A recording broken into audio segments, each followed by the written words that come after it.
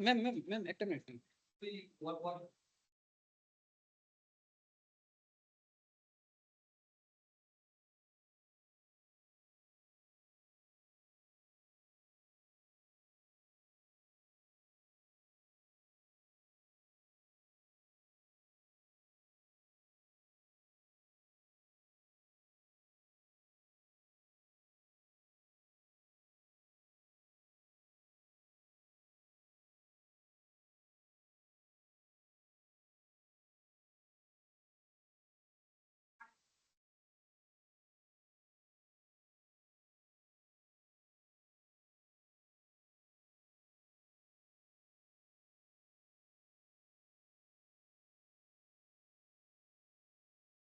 Ma'am water बोतल खत्म हो गया है, वाटर बोतल भिजवा दो साथ में।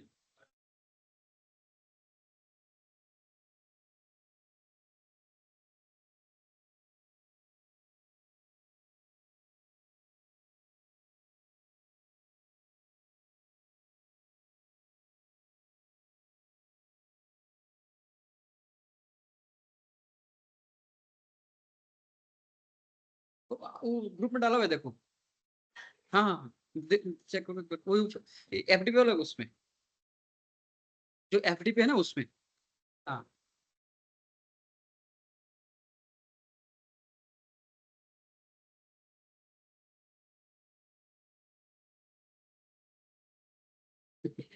अब वो कॉपी करना भी आसान होगा।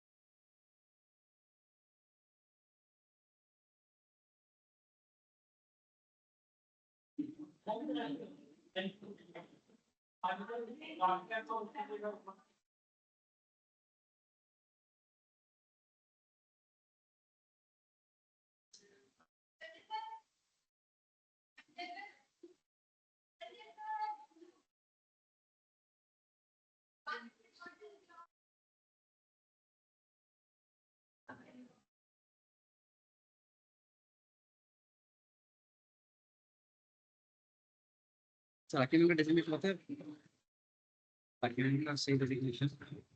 Student in also. तो ये इसमें भी सही नहीं है।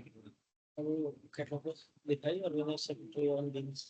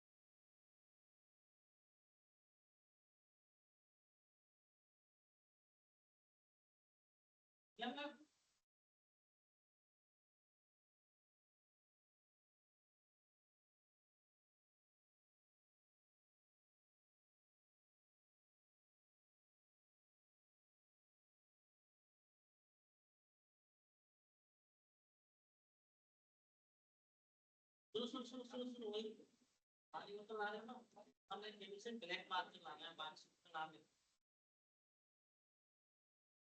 क्या है बड़ा जाएगा मार्क से 3 लिखना मार्क्स लिखना है मार्क हां ब्लैक मार्क में से मार्क किया बड़ा से जाना पूरा वजन अभी जाके लिखना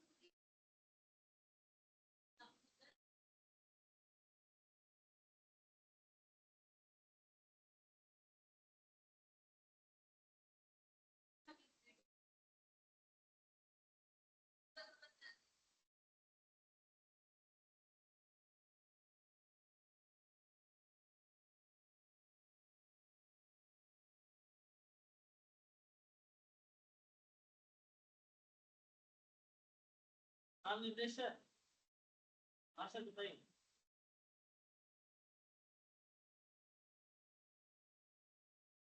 हाँ, 240 हो रहा है, 4 मिनट कर दूंगा। 4 मिनट। हाँ, क्या मैम?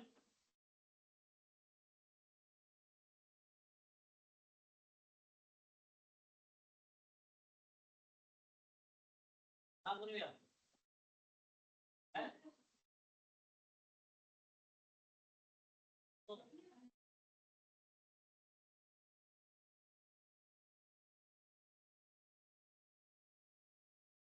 क्या हुआ? हम-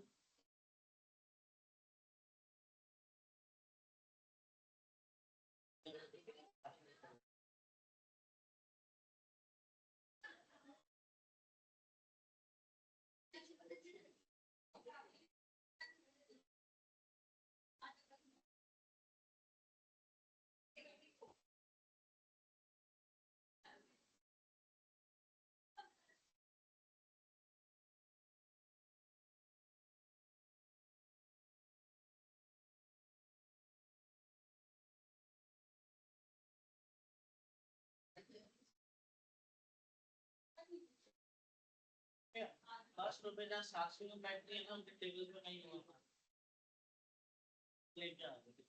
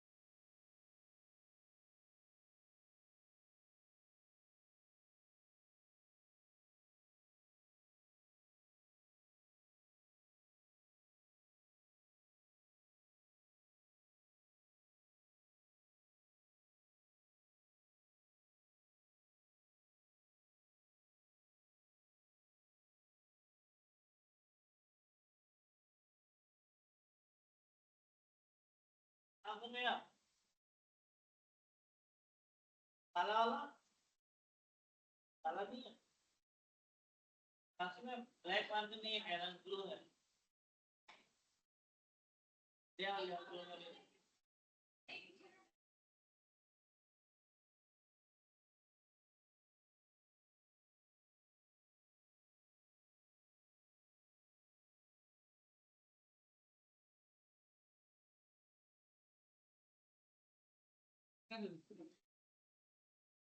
अभी उसी में से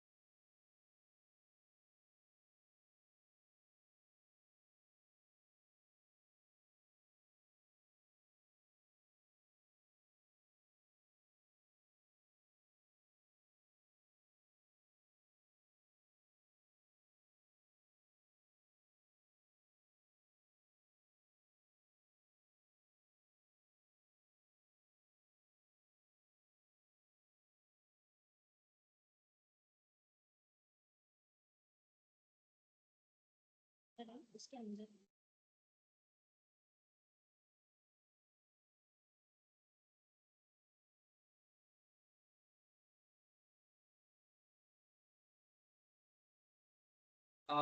Hello everyone, a very good afternoon to you all. So right now after this wonderful lunch, we are moving for the technical session 10th, and this is the last session in our this 5 days long FDP. I hope all of you have enjoyed a lot in this FDP. So after this session, then with the valedictory session, we will distribute all the certificates during the valedictory session. So before starting today's this session,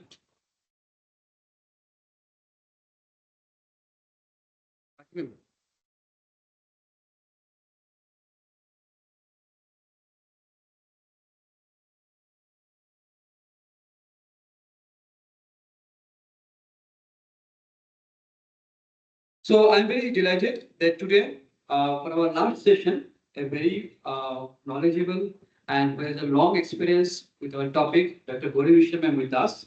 And before starting her lecture, I'd like to request Dr. Rakhi Vishwa ma'am to come to the stage and welcome Dr. Gauri Vishwa ma'am. Please come to the stage so that we can officially welcome you.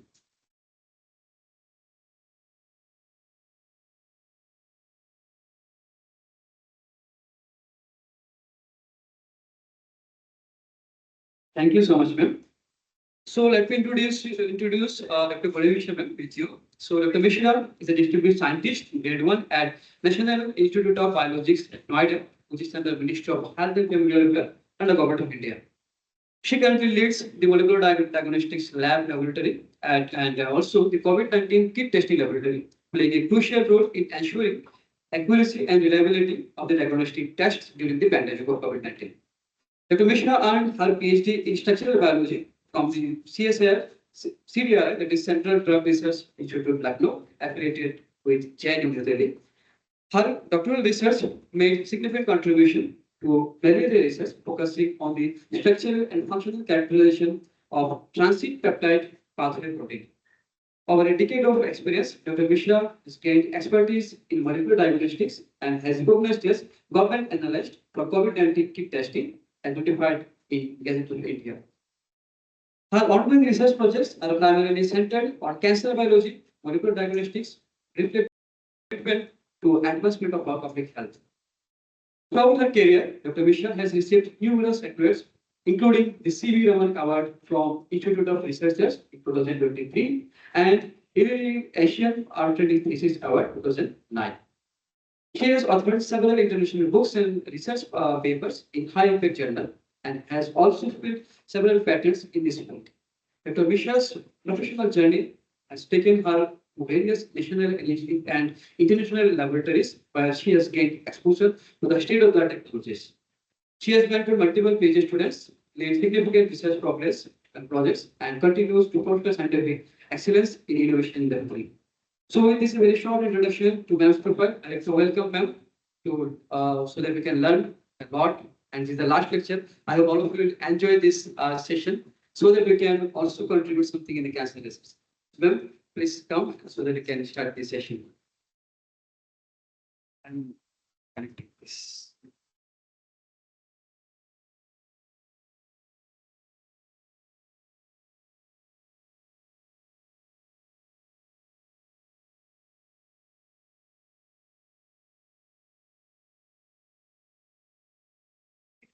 I think you should detect that my phone is just down. Okay. To change the port. The port.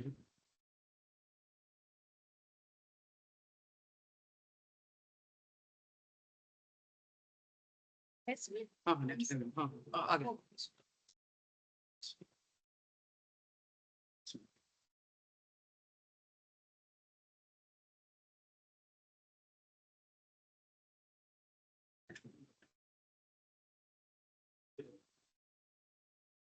हाँ simple नहीं इसमें रख दे. ऐसे हाँ हाँ हाँ.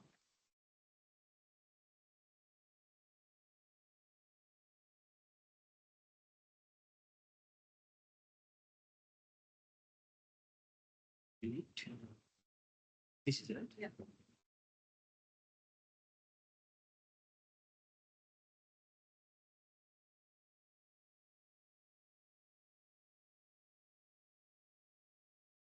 I think without the mic also, am I audible at the back? So I think without mic, I can do trouble you. So that is the training you get when you are teachers. Okay, thank you. First of all, I am really thankful to Dr. Rakhi and all the management, your dean, that they have invited me for this faculty development program. And I hope I would have met you long back, means right on Tuesday, but somehow I have requested and I have shuffled my schedule for today. So hope you have learned so many new things. And with your pharmacy background, I shall be talking something that would be a bridge connection, because you know there is a basic research, then you have applied research, you have a clinical aspects, and then finally whatever drug or anything you develop after the development phase is generally the basic research. Then you go through the clinical pathway, right? And after the clinical pathway, when you pass all the clinical trials, you take the regulatory approvals, then only that product comes into the market. So what I will be talking about is an interface between all these things. So basically what I would be focusing on is what is the importance of the quality control regulation and what are the new developments in the breast cancer research. I think in this 5 days, you must have learned a lot about the prevalence and incidence of the breast cancer. Now it is more, especially still we are in the developing phase as a country. So this incidence and prevalence is more in India. Now, when we talk about the disparities, so early, see, prognosis, treatment part is still in the initial stage. Every disease can become curable. You must have learned that people who are at the 4th stage cancer, they generally go abroad for advanced treatments. This you must have heard in the news and everything. But if now the current situation in India is that if the disease is diagnosed at the 1st stage or say 2nd stage or 3rd stage, it is really curable.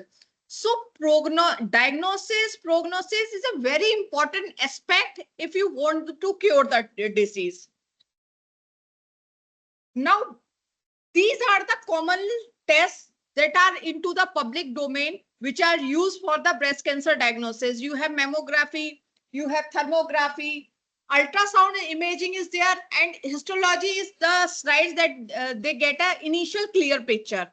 Now, the only thing is that when we talk about the mammography, thermography, ultrasound imaging, and histopathology, mammography involves radiations, right? Ultrasound imaging is a slightly later technology where the side effect of radiation is not there. Now, based on this, if you talk about generally what we are aware of is ER positive, ER negative, triple negative breast cancer. These are the main terms that you would have learned by now, which are classified based on the receptors present on the cells or complete absent of the cells. So receptors are the hormone receptors that are present on the cells for estrogen receptor or progesterone receptor. And if cells does not have any receptor for these hormones and they are proliferating, then we consider them as triple negative breast cancer. But you will be amazed to know these are not only the 3 categories. Now, there are 8 subtypes into which the breast cancer classification has been done based on the morphology and how the breast cancer cells metamorphize. So based on that, now there are various finer subtypes which are classified into 8 different types of subtypes. But generally, the major cases in India that you come across are ER positive cases. And now with the resistance that is developing with the chemotherapies and radiation, you have more of triple negative cancer cases coming up in India.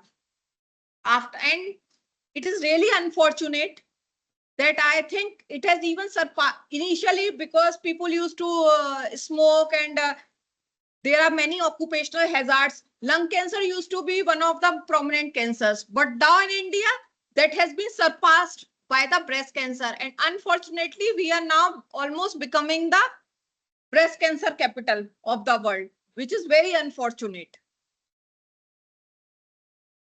So generally, the breast cancer screening and diagnosis pathway, the initial stage is history of the patient, the physical examination. What is more important at the first stage is the awareness. You must have heard of, there are many government and social organizations that tie up many NGOs. What they do, they try to create a breast cancer awareness program. Now, you know many things. People in the metro cities are aware of it. But generally, in the 80% of India, I should say, still resides in the villages. Far off villages to not even in the northeastern territories. There you do not have any point of, still there are not many point of care devices. Still people are into the research. Biomarker discovery is one of the prominent area for where scientists are focusing to identify some biomarkers, especially they are focusing if they can find like for diabetes, for any kidney profile, liver profile, lung profile, you have just blood-based assays and you try to find out the enzyme profile and you understand that what is the stage of that abnormality. So the biomarker discovery has captured so much of scientific attention that scientists are trying to find out if there are some markers that with a simple, if you take the blood sample, you can try to diagnose at very early stage the progression of the breast cancer. But that is a very native stage. So the main course of action, which course has to be taken for a breast cancer patient, is still more or less dependent on the physical examination. So based on the physical examination, the cases are classified whether they are of average risk or high risk. Now, if they are of average risk, then generally CB is critical breast examination. So for with awareness, with critical breast examination, every 2 years it is recommended that you get the mammogram done. But this has its own repercussions due to the exposure to the radiation. Then what happens? Women who are at very high risk, then for them it is recommended that every 6 to 12 months they get the CBE done. Also MRI is indicated and then there is a genetic counseling that is done. Now this breast cancer screening, if the patient is normal, then it is they are just given a prescription that after 12 months come back and we will examine the patient. For abnormal cases, it is around 15-week duration is generally followed. The patient is initially followed for the continuous 15 weeks and based on the assessment, the further course of therapy or further course of assessment health policy is decided. Now, as I was telling you, if we talk about the early stage breast cancer, based on the hormone receptor, estrogen positive, ER positive is estrogen receptor positive, PR positive is progesterone receptor positive, TNBC is triple negative breast cancer. So the early stage breast cancer detection is basically classified into HR positive, HER2 positive.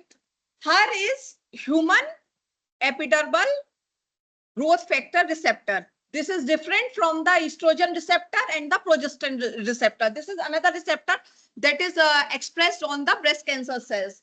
So HR positive, HER2 positive and TNBC, these are the three receptors that generally a doctor looks into. If they are present, then based on that, they try to give the chemotherapy. Now, there are this monoclonal antibody based therapies are very popular.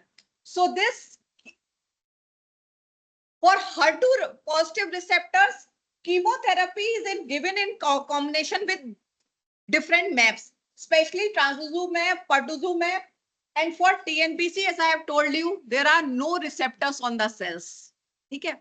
Maps are, as you know, they are monoclonal antibodies. In a layman language, if you have a receptor, you can design a map that goes and binds to that receptor, blocking the interaction, right? But when there is no receptor present on the cells, you are left with no other option except with the chemotherapy. Now, in this case, surgery and in the HR positive and HER2 positive case, both surgery and radiotherapy works in all the three cases. But here in the HR positive case, generally it is further determined whether the patient is at the premenopausal stage or at the postmenopausal stage, because these are the stages which are very critical when the symptoms of breast cancer are more evident. Now, in this case, where it is triple negative breast cancer, chemotherapy followed by if the case is more metastatic, in the more metastatic stage, then a chemotherapy followed by a surgery in combination with radiotherapy is given. At times, olaparib is given. In case you must have heard of, remember which was the most famous Hollywood actress who was diagnosed with breast cancer? Hollywood. And why did she get that breastectomy reboot? Because by genetics means she was knowing that her BRCA gene was expressive. In her mother also BRCA gene was overexpressive, and her mother died in her around mid-30s. So when she got her this genetic profiling done, that is the advantage they get. She got that. This is a kind example of precision medicine also. She got her genetic profiling done. She tried to understand how that BRCA gene was expressing in her profile. And their doctor said that your BRCA gene is overexpressed as compared to the normal individuals. If she wouldn't have got that BRCA gene removed, she would have succumbed to the breast cancer malignancy. So this BRCA mutation is more functional in case of TNBC patients. Now the olaparib trials have been done where they are found it more successful, but they are not 100% successful. Now that was, we were talking about the early stage. When the breast cancer has metastasized, what is the condition? The current scenario is that again for the three categories, you have n number of maps. You have pertuzumab, trastuzumab, docetaxel, pertuzumab in combination with trastuzumab and paclitaxel. These are the combinations that are given. But again, if you will see for TNBC, the prescription, the medication that is used at the early stage, we are only left with the same combination for the metastatic stage. So out of all the 8 subtypes, TNBC is considered as the most lethal case because you still don't have many options to treat the TNBC patients. Now, considering this slide gives you a snapshot that there are number of maps and there are number of combinatorial therapies that are FDA approved. But then again, since you can see these many maps, suppose if a patient is immunocompromised, see, as if you go as a vegetarian, females mostly are deficient in hemoglobin. At the time we are inside, every one of us is deficient in vitamin B12 and vitamin D. Everyone, male or female, because we are whole day into the office, then we are in the kitchen or in the house. So you don't get that exposure. Already we are vitamin deficient, we are vitamin D deficient, we are calcium deficient, then hemoglobin deficient. With all that, unfortunately, if you are prone or if you have diagnosed with early stage breast cancer, you are left with nothing than to have all those maps. With maps, what they will give you? They will give you that pen 40 in the morning, then with all these combinations, it works. So actually, as a developing country, I will tell you one main thing. Why celebrities go to foreign countries when they are diagnosed with cancer? I will give you those details. Now the techniques, advanced techniques like next generation sequencing, okay? Genetic profiling. If each person, if you go for a genetic profiling of a person, okay? If I want to, as a middle class person, I may not be able to opt for that because it will, involve around some $1 million of money. In foreign countries, that is like a kind of health investment they do because they can afford. At an early stage, as a preventive thing, they get their genetic profiling done. All the genome, they get the genomic in each individual who could afford that, get their genome sequencing done. Now they know what all mutations are there, whether BRC gene is present in them or not, whether BRCA1 is present in normal condition or it is getting overexpressed. You must have heard of the term methylation pattern. Our cells have some receptors where the methyl groups are attached, even within the nucleus and outside the nucleus. At times, these methylation patterns also are totally changed in the breast cancer patients. Then the telomerase activity, many enzymatic activities are totally changed. Single nucleotide polyformism, the SNPs, this you would have heard. These single gene mutations are more common in case of metastatic cells which are dividing very rapidly. Now, what happens? What is the advantage? The genomic profiling, if you can afford that $1 million and all, you know exactly which mutations your genome is harboring, or you are susceptible in some time frame to get those mutations or those abnormal methylation patterns. Once see, correct diagnosis is the ultimate prevention. If you are diagnosed in a correct manner, you can follow the regimen properly. Most of the time in India, what happens, either it is misdiagnosed or it is diagnosed at a very later stage. So that is the main bottleneck. All these combinations, these are the FDA approved drugs that are presently used across the globe, and with all these regimen, it is very important. Now, till now what I have been talking about, different stages, their classifications, important to have a early stage diagnosis. What is the regimen which is FDA approved that is used for treatment of early stage breast cancer and a metastatic cancer? In coming slides, I will try to relate this to the quality control. Why it is important? Quality control is a regulatory terminology. Okay? But why it is very important, that I will be capturing in the coming slides. Now, these are the technological advancement that has been done in the breast cancer research. As I was telling you, liquid biopsy. It is a non-invasive method where circulating tumor DNA is diagnosed. Now, practically, if you see, even like in PCR, you must be knowing, even one copy number gets amplified. Out of all the cells which are moving in the plasma, isolating the circulating tumor DNA is very, very difficult.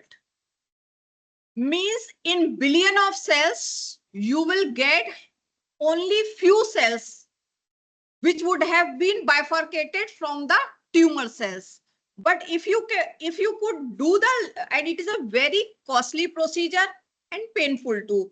In fact, all these procedure involves lot of pain. These circulatory tumor DNA, they are very distinct from the normal DNA. With this liquid biopsies, this circulating tumor DNA is detected, and there are biomarkers. There are few proteins as biomarkers that are diagnostic from the blood. And this actually is important. Liquid biopsy provides you an advantage of real-time monitoring of the disease. So that is the advantage. Coming to the CRISPR-Cas9 gene editing, which is the latest, India has approved this technology for one main disease. Anyone has an idea? That was a news, not for breast cancer, but for some other disease.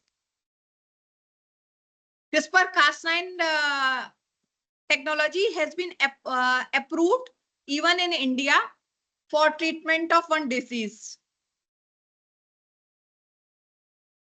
sickle cell anemia. Latest one treatment regimen has been approved by the CDSO in India, which is a CRISPR-Cas9 based technology, which is used for the treatment of the sickle cell anemia. If you remember that at the beta position, there is a change in the valine. So with this CRISPR-Cas9, that valine is knocked out to treat the sickle cell anemia. And that is the first technology which is CRISPR-Cas9 based, approved, officially approved in India. So this CRISPR-Cas9 is the most commonly used technique. However, there are other, right from CRISPR-Cas9, there is CRISPR-Cas12, there is CRISPR-Cas13. There are other techniques also where this cassette is at the sequence, nucleotide sequence where it cuts this Cas9, 12, 13, all these are workable solutions for this. But CRISPR-Cas9 is most commonly used for editing the specific genes within the breast cancer tumor cells.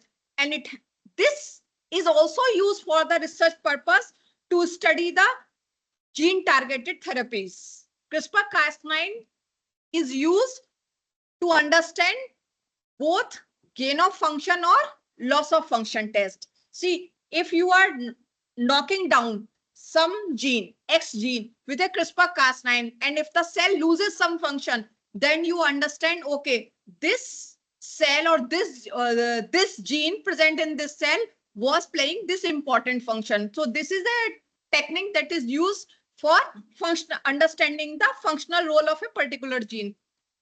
Then now more effectively, like doctors have lot of images they get from the histopathology sites, and even from the tumor cells they make the images. Now there is a lot of development, and government is also emphasizing on the artificial intelligence. What they do, they develop an algorithm, a software. They train the software using thousands of images. Now these images are again, they train the software different depending on the either the different stages of the cancer or based on the different subtypes of the cancer.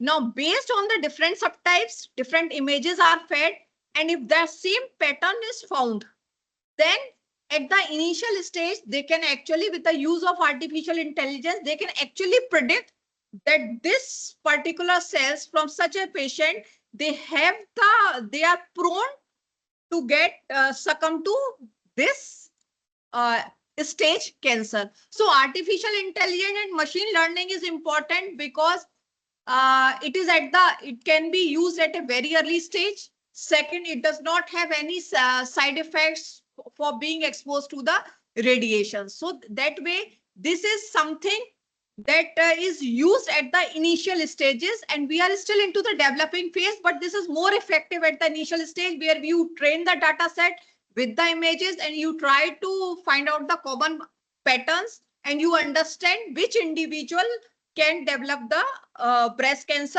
and what are the patterns on the cells, whether they are expressing some receptors or they are into the stage where it is triple negative. Then you have now, rather than getting the live patient samples for the research purpose to understand the cancer metastasis, 3D cell culture and organoids is very important. What happens now, there are different cells where the 3D cells and organoids are developed in vitro in the cell. So it is like you must have heard of the normal cell culture. So normal cell culture is two-dimensional, but in this case, the three-dimensional organoids are synthesized, and there they give treatment with different drugs and try to understand what is the inhibitory effect of those drugs on the cell metastasis of these 3D organoids. So this is an in vitro technique that is used mainly right now for the research purpose. Immunotherapy generally involves different checkpoint inhibitors, and now the latest is CAR cell therapy. And this CAR cell therapy is more important and it is more applicable in the case of triple negative breast cancer. And you also have a single cell sequencing, where at the single cell stage, you can understand the biomarker, the gene expression profiling. And this is again an in vitro technique that is used for the research purpose for early detection of the breast cancer. But the bottleneck remains the same. It is not a single factor. The environmental factor accompanied by the genetical factor. There are multitude of combination of factors that actually result into the development of breast cancer. So what is more important to have a personalized therapeutic approach? But then personalized therapeutic approach requires exact diagnosis of which subtype cancer a patient is having. So while these treatments, see, you have just seen lot of combinations of maps. You cannot give every map to everyone. So in personalized therapeutic approach, it is very important. You should have an idea at the genetic level that what is the genetic profiling of that person. Once you know the genetic profiling of a patient, then only you can design a personalized therapy for that patient. Otherwise, as a colleague, if you have a fever, everyone can paracetamol kha lo. Okay? You have a cough and cold, you generally we have these OTC medicines. But for a personalized therapy, it is very important to know the entire genetic composition of that. Challenges with the triple negative breast cancer, I have already mentioned in the earlier slide.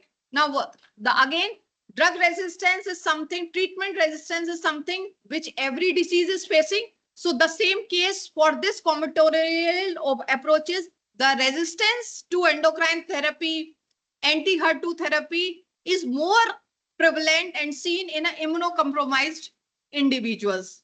So now the second challenge, people are trying to understand these different combinations. How now it is the opposite. Generally, what how do we move from the basic research to the clinical application to the applied research? Now, with all these FDA approved drugs, people are trying to do the reverse engineering. They are trying to understand that these combinations, how at the molecular level, which pathways they are affecting. So even till now, you have a knowledge only about the certain receptors. But if you know, see, if you are giving a combination, it is not going to affect only one protein or one gene. There will be many molecular pathways that will be affected. So if you know a combination and if you try to understand and map it in the reverse way and understand which molecular pathways are interrupted, then at least you can have alternative approaches. You can design alternative therapeutics to target those pathways. Okay? Till now, what is known is that most of these combinations are affecting the mTOR PI3 AKT pathway in most of the BC resistant subtypes. So this is the major molecular pathway that is affected by these treatments. What is actually quality control regulation? Suppose recently there was a news. I don't know if you have come across. There was a small room in Dwarka or Rohini somewhere. And in a small room, they had lot of Bisleri bottles kept. And they were having these capsule sealing machines, which you are more of. You are from a pharma background. They had this capsule sealing machines. They had these vials, empty vials. What they used to do with many government hospitals, they used to tie up with them.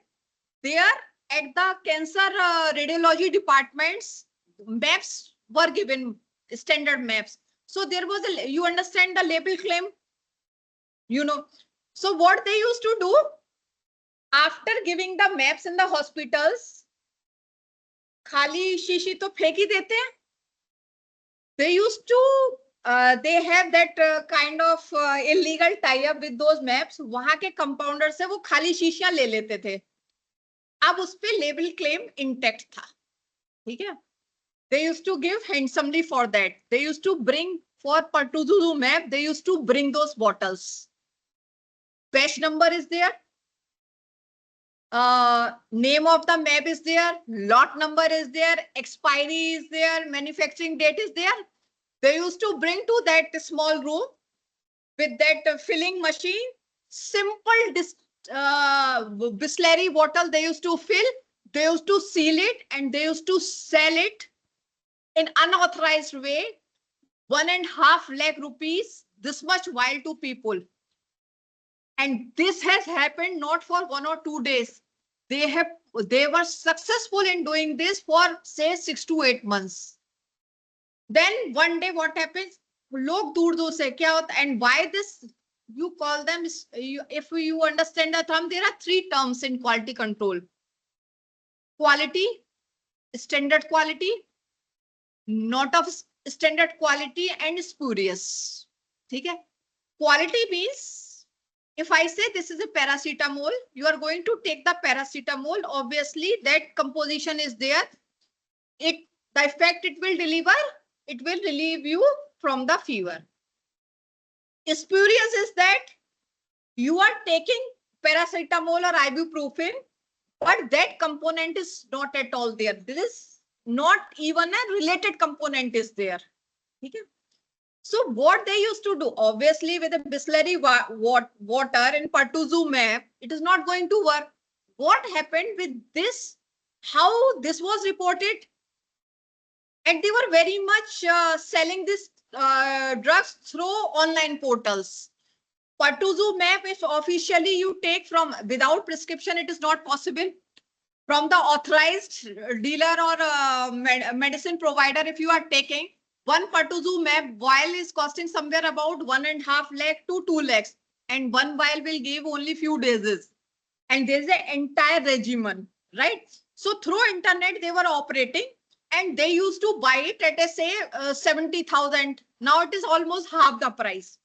How this was highlighted when people were given, and imagine, as you can see, this pertuzumab or bevacizumab, these maps are not given at the early stage.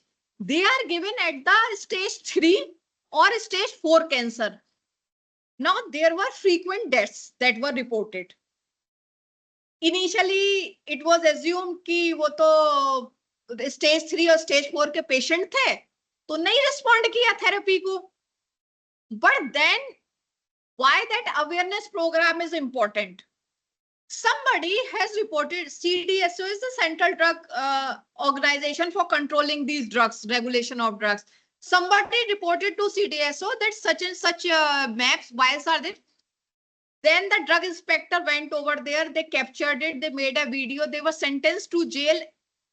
And those maps, pertuzumab, while under we call them, when the drug inspector goes and seizes the sample from the market for any drug, any biological, we refer to it as the under the act sample. The institute I am working, National Institute of Biologicals, is functional to regulate that. Those under the act sample, those pertuzumab vials came to us. We have government analysts. See, XYZ scientists cannot test it. Your signature has to be authorized so that the report that you give after testing, that whether it is of standard or non-standard or spurious, it will be challenged in the court. So it has to be acceptable in the court of law. So we are actually, they have introduced, we are government analysts. We have all the scientists of NIB are government analysts and medical device testing officers. Okay, certified for each biological, where they can receive this under the act sample, they test it and submit the report to the CDSO. Now, when that sample was tested in NIB, in all the parameters, it was plain water. Okay, and they were, the entire video was made, everything, they are put into bars, but behind the bars. But this case actually gives you a picture. We know there is a FD combination. A person is going with hope, lose तन मन धन तीनों लगा हुआ है, ठीक है. You are mentally traumatized, patient is physically traumatized. You are trying to invest everything, selling of everything कि okay therapy available है तो मेरा patient बच जाए. And in that case, what you are getting, you are a lay person. You are not knowing. You have a vial. आप क्या पढ़ोगे उसमें ज्यादा से ज्यादा? Manufacturing date, नाम, expiry पढ़ लोगे. if regulation is not there, if quality control is not there, you are not into safe hands. You are not sure that the medicine or the regimen that you are taking, whether it is actually what it is claiming. So that is the main role of NIV that we are performing.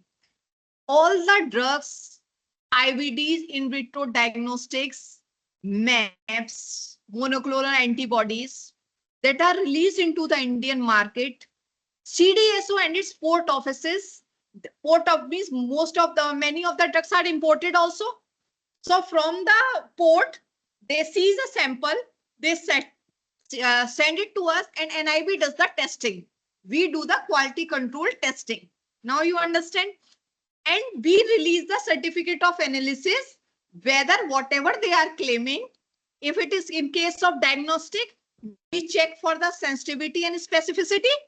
If in case of therapeutics, either that particular biological, say streptokinase, heparin, all these things, or blood insulin, okay, or SCG, all these therapeutic products, they are either pharmacopoeial or non-pharmacopoeial. So what NIV does? NIV does the quality control testing. If it is a pharmacopoeial product, we will do the based on whatever things instructions are given in the pharmacopoeia. We will be doing the testing based on the pharmacopoeia. If it is non-pharmacopoeial, then the NIV does the quality control testing based on the manufacturer's specification. And then we release the certificate of analysis, whether it is of standard quality or not of a standard quality.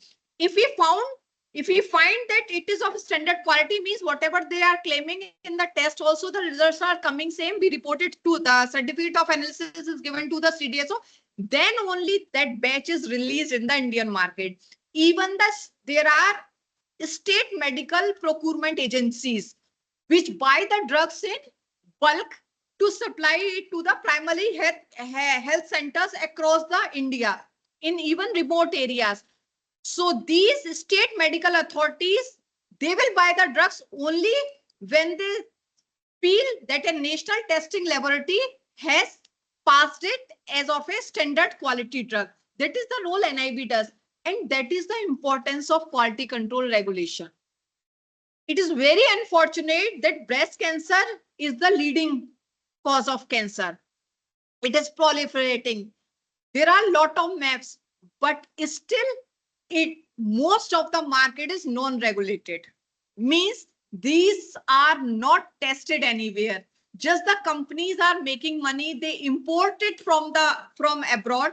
They get the imported product and they sell it in India. So it is very important to have the quality control regulation mechanism for all the MAPs, for all the drugs, even for the diagnostic kits which claim that they diagnose the biomarker based breast cancer. All these IVDs should come under the quality control check. So that, see, imagine if you are buying a kit. Remember COVID-19 times, everything was initially non-regulated. बस उस समय ये था कोई भी test की report दे दे, क्योंकि घर से बाहर कदम बिना टेस्ट रिपोर्ट के नहीं आता था. Imagine if a kid is saying कि आप कोविड पॉजिटिव हो, मे बी फॉल्स. अब आप सबसे आइसोलेट हो गए, आसपास वाले और ज्यादा डर गए, भाई इनसे दूर रहो, ठीक है. And if the kit is not of standard quality, if it is giving a false prediction, how much trauma is associated with that? Later on, what happened? Ministry of Health, there were 22 centers were made in the ICMR, and Ministry of Health said all these centers, whosoever is making the kit for a COVID diagnosis, these will be checked for their quality in these 22 centers. Then some of the case where that non-specific amplification was seen and it was not of specificity was not found, then it became lot of national news. Then finally in 2020 March, it was NIB, the lab I am heading, we got an instruction from the ministry that only NIB is going to test the COVID kits and ensure that only quality kits are released in the Indian market. Since that time, we established that lab. All of our labs are NABL accredited. And all the labs in our NIB are CDL notified. COVID-19 kit lab at the time of pandemic, I established personally that time. That was the first task that I got during the pandemic, to establish that lab, to get it NABL accredited, to get it CDL notified. And I'm the government analyst for all the COVID-19 diagnostic kits. So that was the initial state. Remember the BTM, virtual transfer medium, in which that sample used to go. Once we received a BTM, where we tried to test it, and after 10 days we found a growth in it. You are putting a COVID-19 sample, supplying to someone, you are testing that COVID sample. आप जिस BTM में ही डाल के भेज रहे हो उसी में growth आ रही है. So how do you know कि वो? That is one parallel thing. Coming back to the breast cancer, now this is third stage, fourth stage. You are predicting कि this is a biomarker based diagnostic kit. Or you are saying, okay, this is the map that is going to cure it. And if it is not regulated, if quality control regulation is not functional in an effective way, how would you ensure that 2 lakh rupees single dose that you are purchasing is going to function in the patient? So that way, quality control regulation is very important. And generally, for the companies also, or if you want to start any startup where you are trying to develop a new biological, you will not get a test license until you have your products, whatever biological you are developing. It has to be quality tested at a national notified lab, notified by the CDSU. Okay, so that is why. And again, quality control is important for the authorization of clinical trials as well. It is, as I have already informed you, that is important to regulate the claims that the manufacturers are making. They can claim anything, but only quality control mechanism is important to ensure whatever there is claim is true to it. Then for inspection and licensing purpose also, this quality control evaluation is there, and it plays a role in the post-market surveillance also. Now, it ensures patient safety, product efficacy. There can be minor batch to batch variations, but then it cannot be major enough. So to make the consistency in the batch to batch that is manufactured, quality control is there. And the product, any manufacturer, any pharma product that they are releasing in the Indian market should comply to the regulatory standards. So all these regulatory approvals are dependent on the quality control regulation. And as of now, the scenario is that breast cancer is increasing. There are advanced techniques which are very costly, but at the same time, regulatory thing is not presently in process. So there has to be mechanism where all these kits or all these medicines, monoclonal antibodies, especially that are imported into the country. Now, as of now, CDSO has given approval to 50 maps. And these 50 maps are coming. Now they have started sending these 50 maps to NIB, where we do the quality control evaluation of that. Now it is, the process has initiated, but still the entire drugs that are treating the breast cancer are not under the umbrella of the quality control regulation. So there is a lot of scopes. There are each country has their own regulatory authorities. Everyone is familiar about the FDA, but then UK has MHRA, TGA, and for our country, as I have been mentioning, we have Central Drug Standard Control Organization. Each agency has their own parameters for registration, for issuing of test license initially. Initially, they apply for the test license for any biological product they develop. Thereafter, they apply for manufacturing license. But for everything, even for the first step, even for the clinical trial, you need to have a CDSO approval. You cannot do it on your own. Okay? For every molecule, every biological that you are developing, you need to have a due approval for clinical trial. Thereafter, you need to have an approval for the test license, followed by the approval from the CDSO for the manufacturing license. these are the different standards that are used, that are presently globally they are approved, and India also for different thing. For medical device quality management, for example, you have ISO 13489. I will tell you, as far as NIB is concerned, NIB is compliant to ISO 17025-2017. That ISO is for the quality control testing of the biologicals. So all the labs of the NIB are compliant to ISO 17025-2017.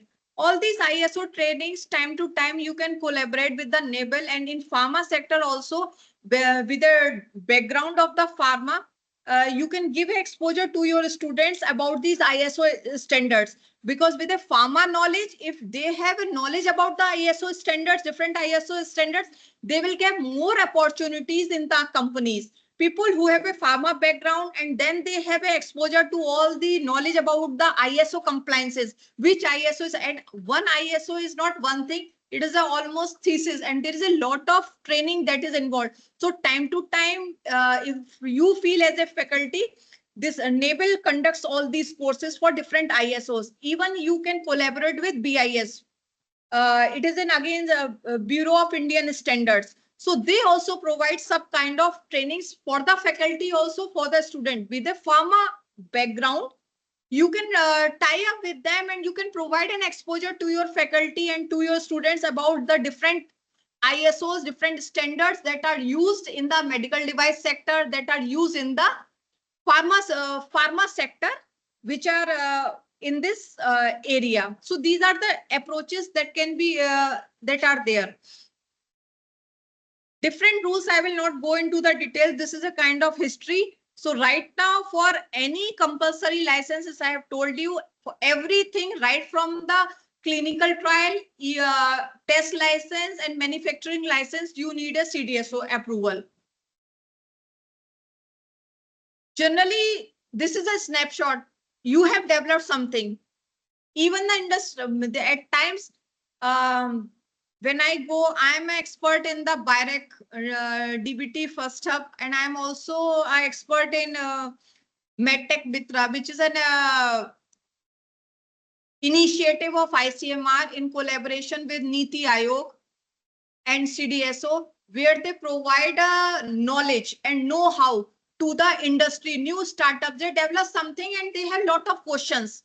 Okay, we have developed this thing. How do we get the approval? Whom do we approach for clinical trial? How do we get the funds for this?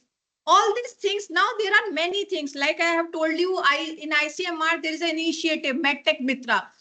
So if you gather that knowledge now, what is the flow chart? How does a pharmaceutical entity API gets converted into a finished product? How does it get the approval to release into?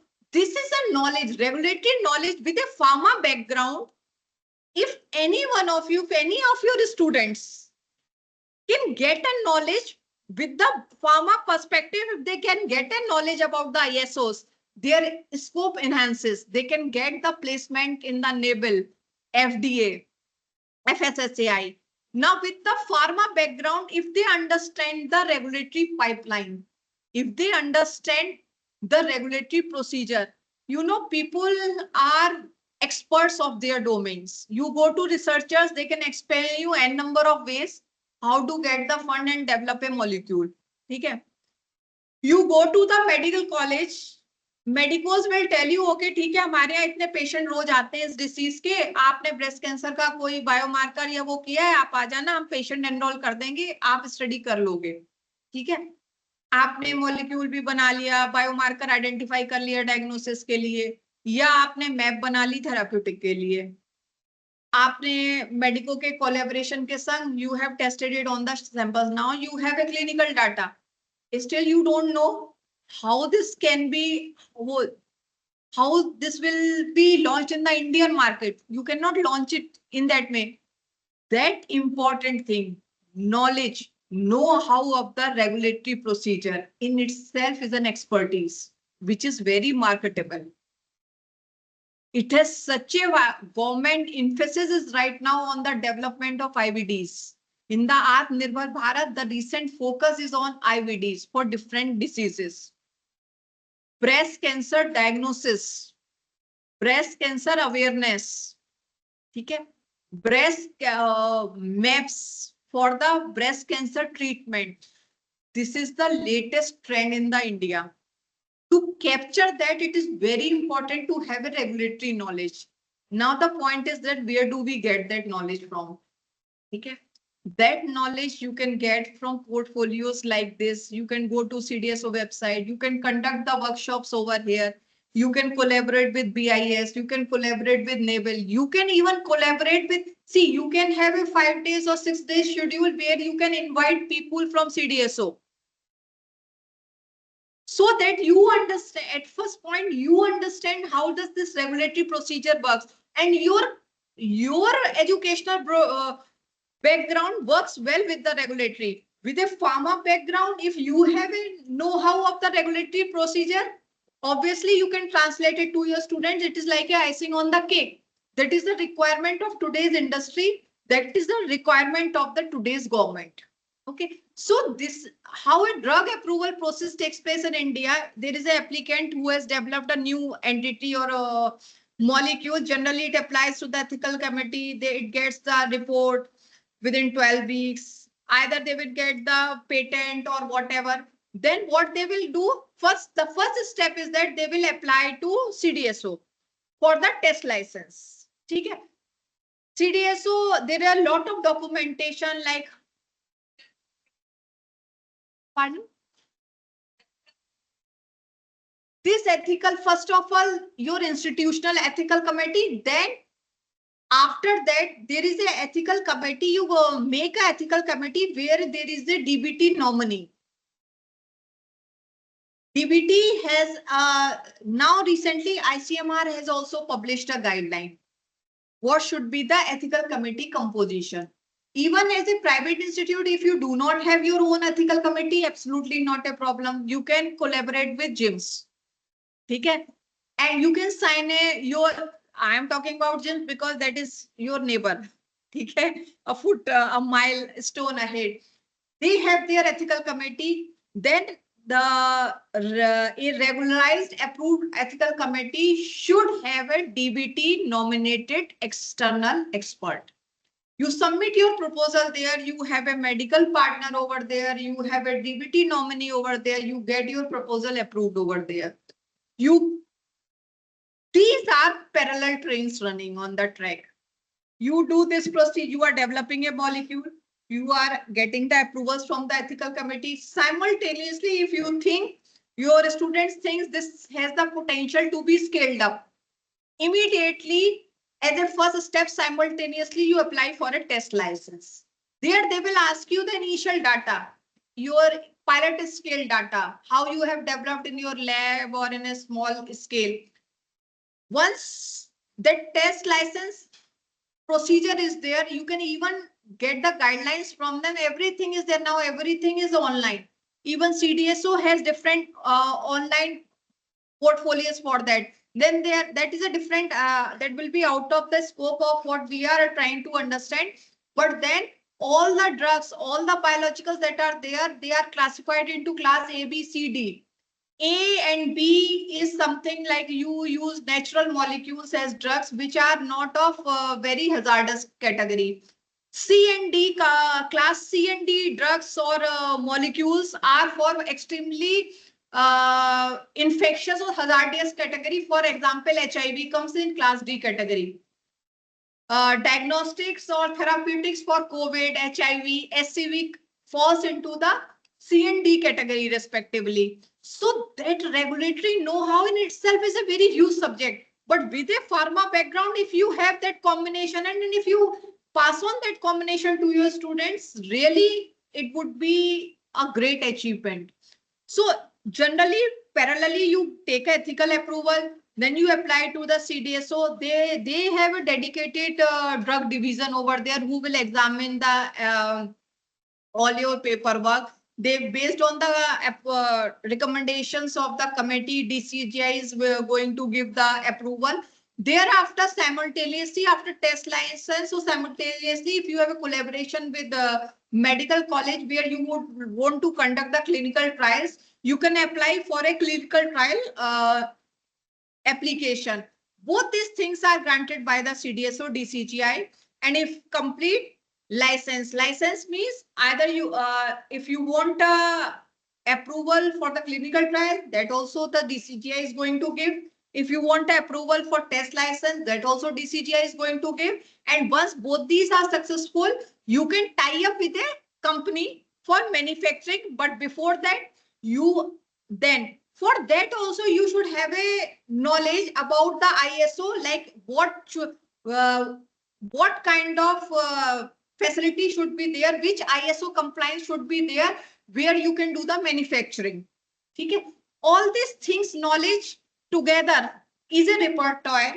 As a teacher, as a faculty, if you understand, you can advance your pharma knowledge, you can conduct all these things, you can conduct a workshop or a course on these regulatory pipelines, knowledge of the regulatory approvals.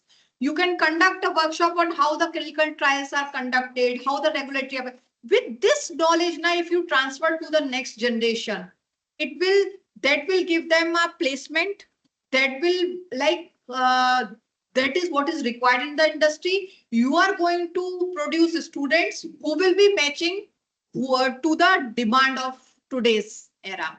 So this is an overview that I have tried to capture in this slide. What is it for any new entity that is there? What is the process that is followed? In itself, everything is in itself a huge domain.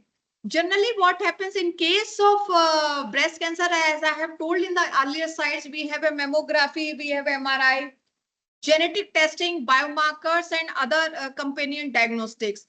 So X-ray imaging is there. In case of X-ray imaging, what are the quality control parameters? We are trying to relate the diagnostic and therapeutics of breast cancer with the quality control. So in case of mammography, generally calibration of the equipment is done to ensure there is a consistent image quality. Also, routine checks are done for the image quality, contrast, and if there are any abnormalities. For MRI, generally MRI protocols are validated, and also the magnetic strength of the foil is also assessed time to time. Now, when we take, as I have given you example, where most there can be other mutations, but as of now in the scientific field, BRCA1, BRCA2 mutations are the most common that are actually checked using this genetic testing. So in this case, what happens? Quality control plays a role at the level of DNA extraction, whether you are performing the DNA extraction properly. Then also there are regulatory validation checks, assays to ensure that you are doing accurate mutation detection. Again, for case of biomarkers, as per definition, are measurable indicators of a biological condition for early detection, prognosis, and therapeutic response. In case here, the cross-validation is done using the clinical outcomes to ensure that the biomarkers are accurately predicting the breast cancer stage. So therefore, successful quality control implementation is crucial at every stage, at every technique, for correct prediction or to assess the outcome of the treatment regimen that you are trying to give to a patient.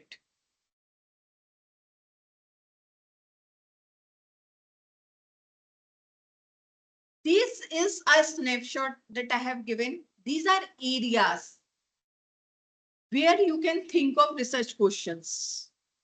Okay. These are the breast cancer, like you can have a research projects designed to understand the epidemiology of breast cancer.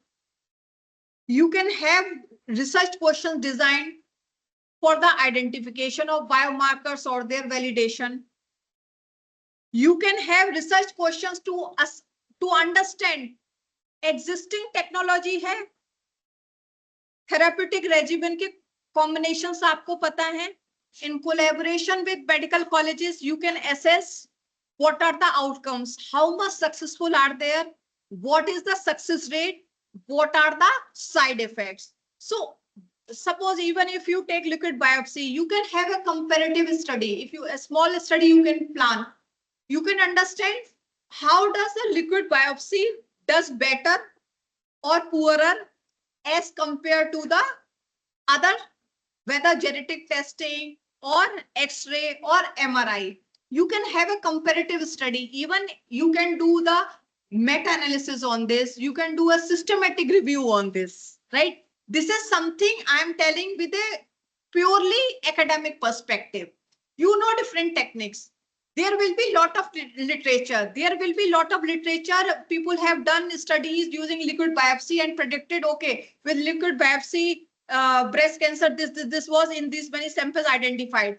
Another studies would have, another set of studies would have said ki, okay, using mammography this has been identified. You can do a very good systematic review, or you can do a very good meta-analysis to understand how a X technique is performing as compared to the Y technique. So now the last, to conclude with all this, this is a brief snapshot.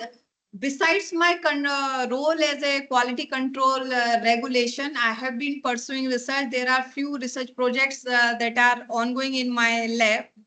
One of two of the projects that one I have recently completed, another one is ongoing, is on the breast cancer. So we just published in International Journal of Cancer. This was on the recent advances in the breast cancer cell line. Also, we successfully published in medical oncology. We identified some compounds that were targeting a single particular protein mast cell. In fact, you would appreciate that palbociclib is now one of the FDA approved drugs. What we did, this was a few minutes back, I gave you idea. You can do the reverse engineering. You know the drug.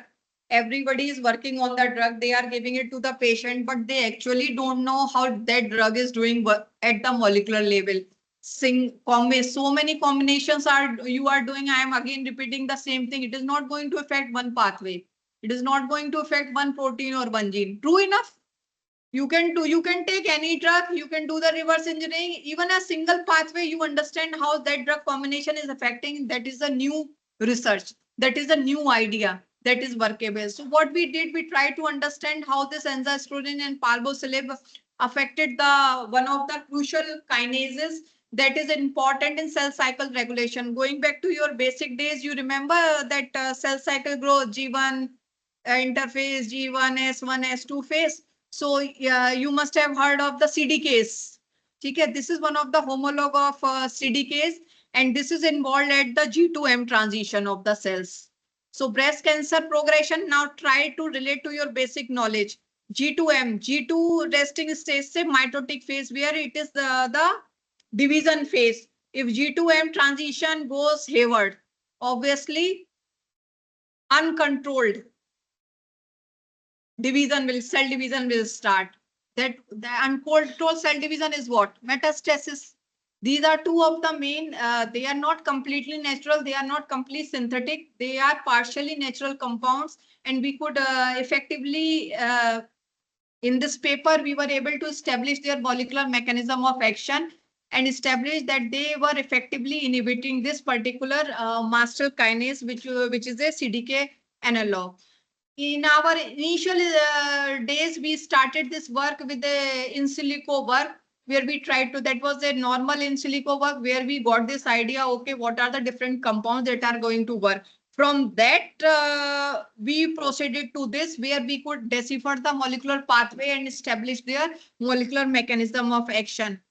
And recently, we also published in Life Sciences, where we could, the best compound, we went to see with all the compounds we could not complete. So within a project, you can do only a defined work.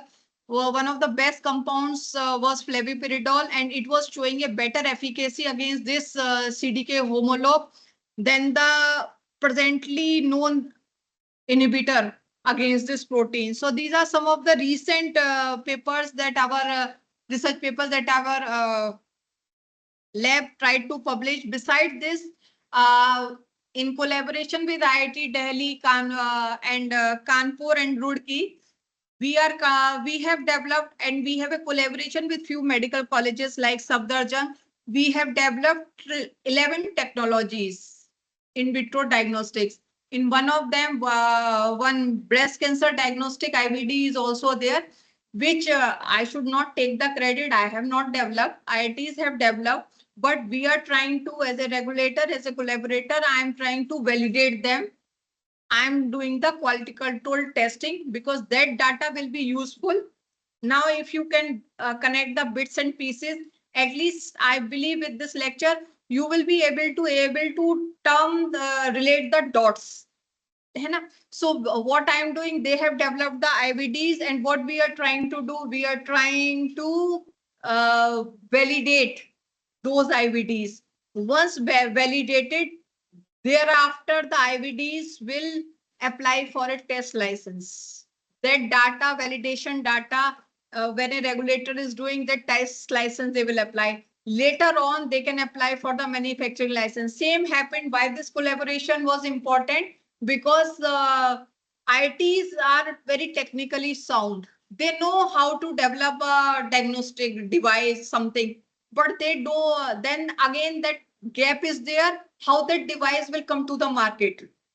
So then collaboration was there. You need to understand the regulatory. Everyone cannot be a master for every dimension. So with that aspect, I came into picture. ICMR is there. So we try to validate. Medical colleges are doing the clinical trials, providing the clinical data.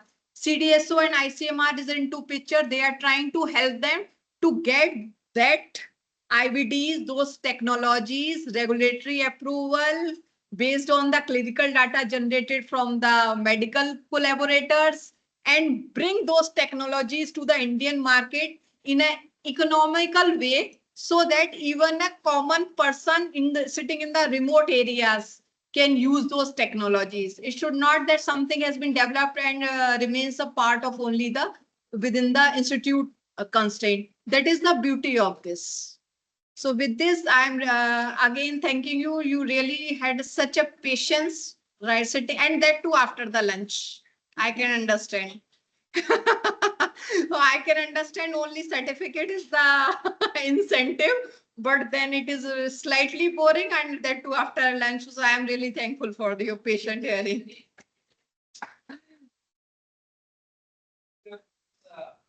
Any questions? I am open to that, please.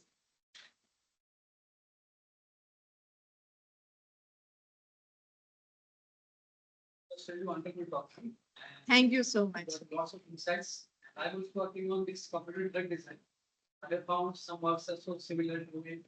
At least as a faculty, I can give you some ideas that for further after this FDP, what else, whom you can connect and you can do those workshops and everything. So for one thing, for ISOs, you can have a knowledge, you can translate to your students. Even for students, you can get it conducted. Then you can have all those ISO 170252017 is conducted by Naval Conduct Sits. It is also a 5 days program. It gives, and that certificate is very useful in the regulatory perspective. So with that, actually, what we even as a student, what I learned was very basic things. Then I jumped into regulatory where I was not knowing the R of it. Now being a part of the system and then growing in the organization, then I was part of different committees. Rather than, although I was expert, truly speaking everywhere, but I think giving, rather than I was imbibing more things. I was trying to understand how my basic research can be translated to this. And as a regulator, I was getting so much respect, but in fact, I should admit that I was learning more in the process. So this basic knowledge in the institutions and college that we learned, it is now is a time when as a teacher, we should make the students learn that if you want to go to the industry, तो खाली आपको R&D पे नहीं जाना जहां आप API को develop करोगे. अगर आपका मन नहीं है टेस्टिंग करने का, आपका मन नहीं है रिसर्च पार्ट करने का, आप रेगुलेटरी पाइपलाइन सीख लो, आप डॉक्यूमेंटेशन सीख लो. Regulatory knowledge with a pharma background will also give you a handsome salary. ठीक है, एचपीएलसी चलाने का मन नहीं है तो कोई आफत नहीं है कि एचपीएलसी ही चलानी है जिंदगी भर, बट एचपीएलसी की नॉलेज पता होनी चाहिए, पता होना चाहिए कि अगर आपको मॉलिक्यूल टेस्ट करना है तो एचपीएलसी कहाँ लगती है, उसके पीक का मतलब क्या होता है। और उसकी पीक का मतलब ये नहीं कि बस पेपर छाप देना है, उसकी पीक का मतलब रेगुलेटरी फर्स्ट चैनल में कहाँ बैठता है। तो as a consultant, as a regulator आप बहुत कुछ कर सकते हो। चलो, थैंक यू सो मच सगी, thank you so much. Thank you so much, ma'am, for this very enlightful lecture.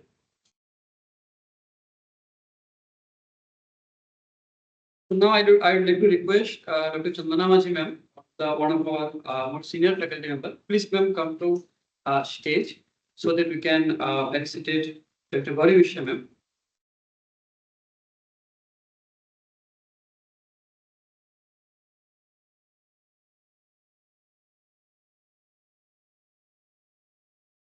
Ma'am, please.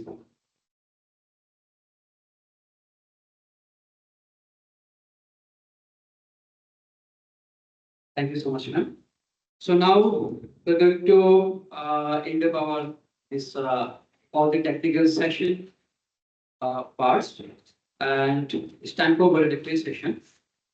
For the valedictory session, Dr. Kishore Singh will be with us. He will be here with just 4 to 5 minutes, and after such lecture, we will distribute all the certificates. So till when he's coming, I would like to request any of any of the participants, if you come here and share your experience, how was your 5 days journey, what are the things enlightened you most. If any of the participants may come to the stage, it will be so great for our documentation also.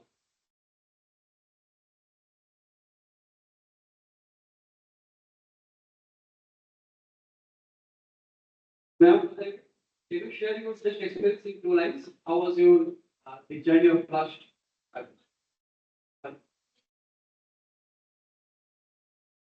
Okay, okay, thank you.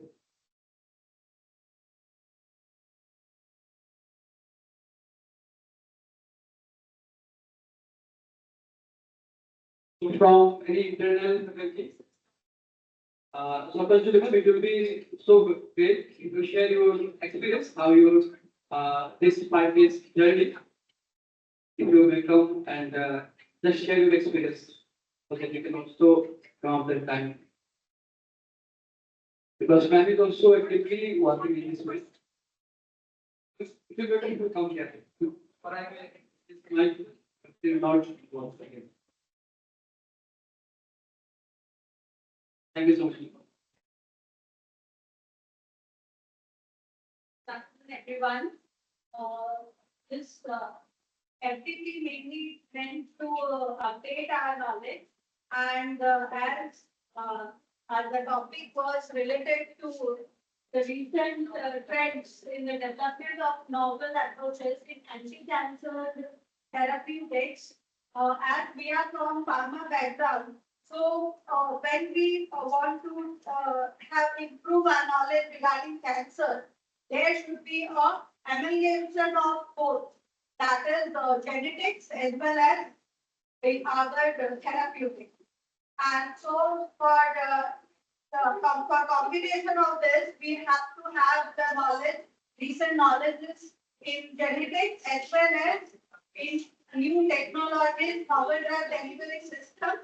So as we were, knowledge was upgraded by all the speakers who were from various fields, starting from pharma background to biotechnology field, and today I have said regulatory field is very important for us if we want our drug to be come from the research or from the scientific, from labs to the market. It would be benefit for the patients.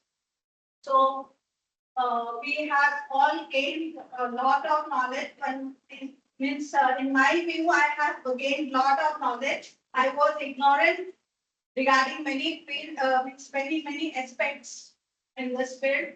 So I'm really thankful to AKTU and our management and Rupa ma'am and all the members and all the participants for giving us this opportunity. Thank you. Thank you so much, ma'am. I'm just so happy if our very senior faculty, so many of them share our experience. Ma'am, please.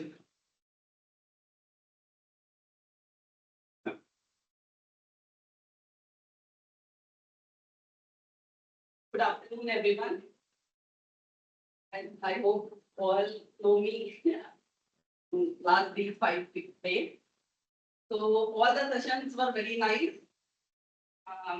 Especially the first lecture and today also the second day we have learned so many techniques like electrophoresis, gel electrophoresis, PCR, and blot. And the third day morning, we have learned very much about the in vitro anti-cancer drug screening. Today's session is also very nice. In the aspect, we have went in-depth knowledge about the breast cancer, the types of various receptors responsible, and how we can overcome with this challenge. Hope everyone enjoy this 5 days FDP workshop. Thank you. Thank you so much, ma'am. Any of the action and faculty members, sir, would you like to share your experience? You'll be so happy. Yeah. You, sir, please. You'll be so happy. Okay. Please come.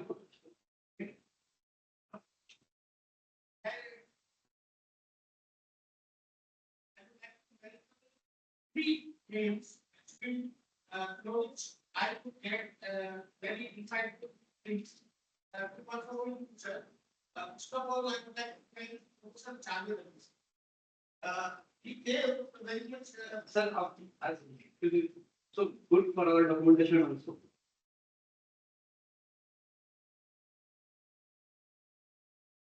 Thank you.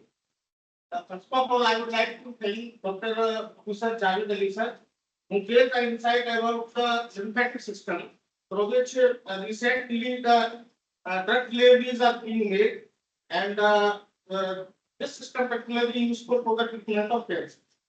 Secondly, the same day, Professor Iqbal, Senior Iqbal man gave the very insightful lecture, and whatever she told directly entering in my book. Very interesting lecture, and today's this lecture was very much effective, regularly and various aspects to discuss. So thank you very much for inviting me. Thank you. We are also thankful to you, sir, for having with us in last few days. So, any one of you, any of our faculty members, they share their experience. Monica ma'am, we so happy if you share your experience. Dr. Monica, yes, sure. Ma'am. Thank you so much. Ma'am. The opportunity to give the feedback on 5 days FDP program. It was really, although I was not able to attend most of the sessions, but few of the sessions whichever I have attended, that were really great. And we came to know how cancer is spreading and how we can that challenge, we can take a challenge and we can do a lot of research in this field. How we can cure the cancer, how we can work as a pharmacist, what is our role to prevent these types of diseases in the which are spreading at this rate. So, as ma'am said, regulations is also one of the most what we say, the aspects which we are neglecting, I think so. So we must focus on that regulatory aspects in each and every research. Whenever we are doing research, we must focus regulations. Whenever we are going to select the drugs, whenever we are going to select the excipient, regulations really matters a lot. I teach one of my students, as we have Supali and I am teaching quality assurance. So students learn a lot, but we need to that deliver. That also matters. How we need to guide them. So, ma'am has they are rightly that connected us with that thing. The regulations are really needed, and we must then put those regulations in our research too. We must collaborate with the regulatory experts. That is need of the hour. So thank you so much. Thank you, Abhijit. Thank you so much. Thank you.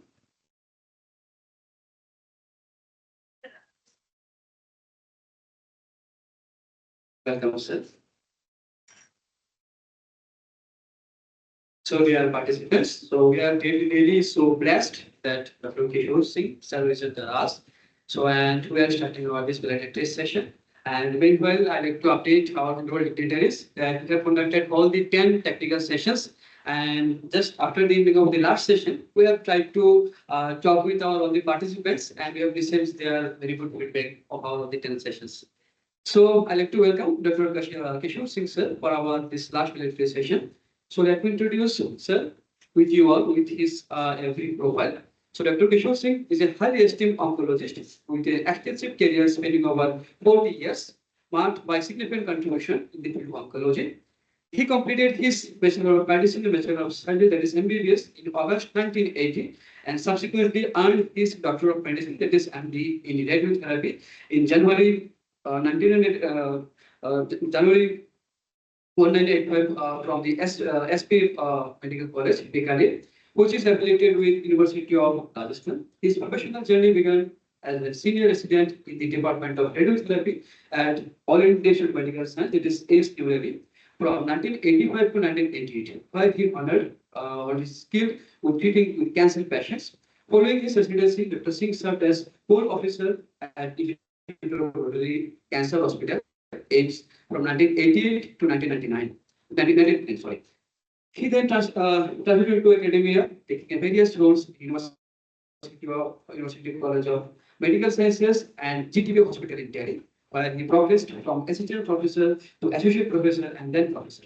His leadership abilities were further recognized when he became the director, professor, and HOD head of the Department of Radio Oncology at Bolana Azad Medical College and Lognap Hospital, a position he held from 2010 to until 2020. In addition to his academic roles, Dr. Singh has served as the medical director of Lognap Hospital from September 2018 to March 2020 and held the position of director at GB Pant Institute of Pathology, Medical Education and Research for a brief period of 2019. He also served as the Dean of Maulana Azad Medical College for a short tenure in 2019. Currently, he is the director of both Delhi State Cancer Hospital and also the Rajiv Gandhi Research Hospital, while he continues to influence the cancer research. Dr. Singh's contribution to the field and further exemplified by his profiling and his book publication with over 100 research papers in his name. He is an active member of several prestigious professional organizations, including National Academy of Medical Sciences, India, and Association of Radiation Oncologists of India, where he has recognized as a life member. His dedication to the field has earned him numerous accolades, including a state award of meritorious service in healthcare and lifetime achievement awards from various organizations. Moreover, Dr. Singh has pursued advanced training through fellowship at renowned institutes, including World Health Organization Fellowship in 2008 to 2009 at Prince of Wales University in Thailand and fellowship at MD Anderson Cancer Center in Houston, Texas, USA in 2013. He also completed AROI Fluoroscope Therapeutics Fellowship in 2014 and 15, focusing on proton therapy in USA.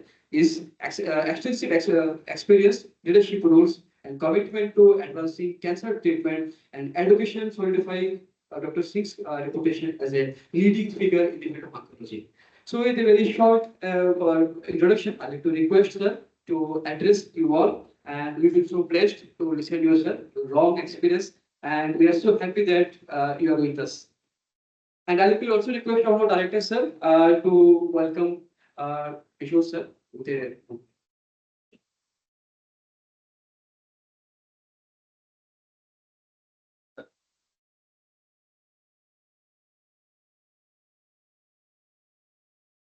we're really blessed that you are joined with us, sir.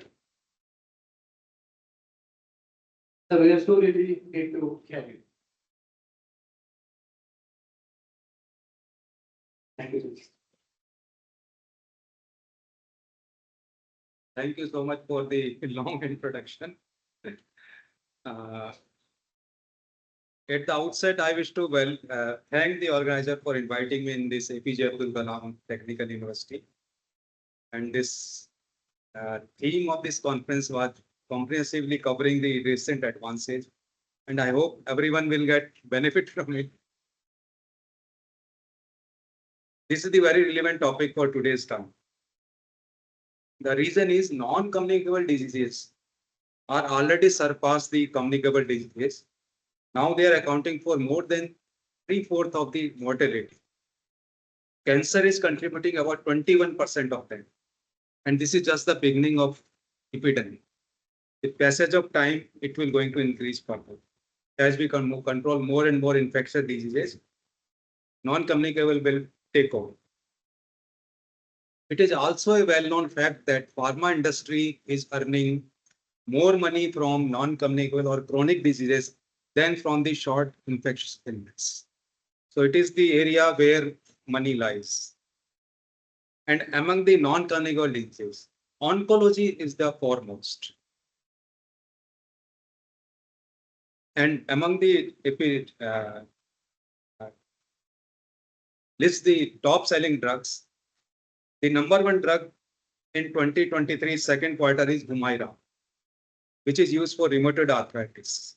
But the largest selling pharmaceutical drug is the Keytruda, which is a cancer drug. These sales are increasing. Oncology field is the highest selling market for the world. In 2021, sales were $176 billion. And this is just double of the number two drug, that is the vaccines, at $88.6 billion. And by 2026, cancer drugs going to be double to 320 billion. That is 22% of the market. So oncology is the field where all the money is going into the research and development of the new drugs. And you can imagine the demand of oncology drugs in future as the cancer is increasing. The main reason for rise in demand is the increasing cancer incidence as well as costly cancer drugs. So more and more competition is going on to bring the newer molecules and cheaper molecules. At present, India has about 16 lakh cases per year. That is the new cases, and 9 lakh of it are dying from it. And this incidence is increasing almost 1.5% each year, and is going to double in another 16 years. So cancer is increasing in India. In developed country, they have developed the efficient screening method, vaccination. So cancer is decreasing, and they also control the smoking, but not so in the developing or emerging countries where smoking is epidemic is going on. We do not have any screening method. HPV vaccination or hepatitis B vaccination is non-existent. So we are going to have increase in cancer cases for another few years. When we started our career, hardly we could count the few cancer chemotherapy drugs, a dozen or so. And if I go back into the history, in 1942, first molecule for cancer chemotherapy was synthesized by Dr. Goodman and Dr. Gilman from Department of Pharmacy, Yale University. It has been developed from the nerve gas, which was used for chemical warfare in World War I. From then now on, we have to move to biologicals, and now immunological are in the use. All the maps and omics are now dominating the scenario. In future, we will have more of precise medicine. We will have a target and we have a drug for that target, and it will give the very good cure rates. Also the personal medicine, because every tumor, every human being have a unique genomic code. So you have to tailor the therapy according to that.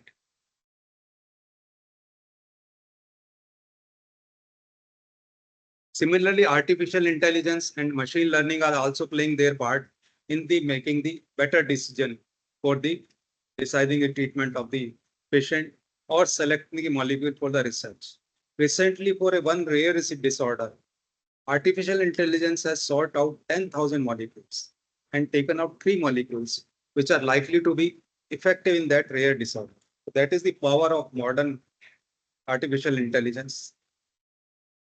Picasso had a saying, I quote, good artists copy, great artists steal, I unquote. So innovation is building on what others have done. The fact is, line between innovation and imitation is often blurred. Copying has been foundation element in many successful ecosystems. Like Steve Jobs has steal the idea from the Xerox Spark computer and gone to develop Macintosh. And he often blamed Bill Gates for stealing his idea and developing the Microsoft. Similarly, Meta has been criticized often to borrow the idea from others and building his own Facebook. Our pharma industry has developed into generic.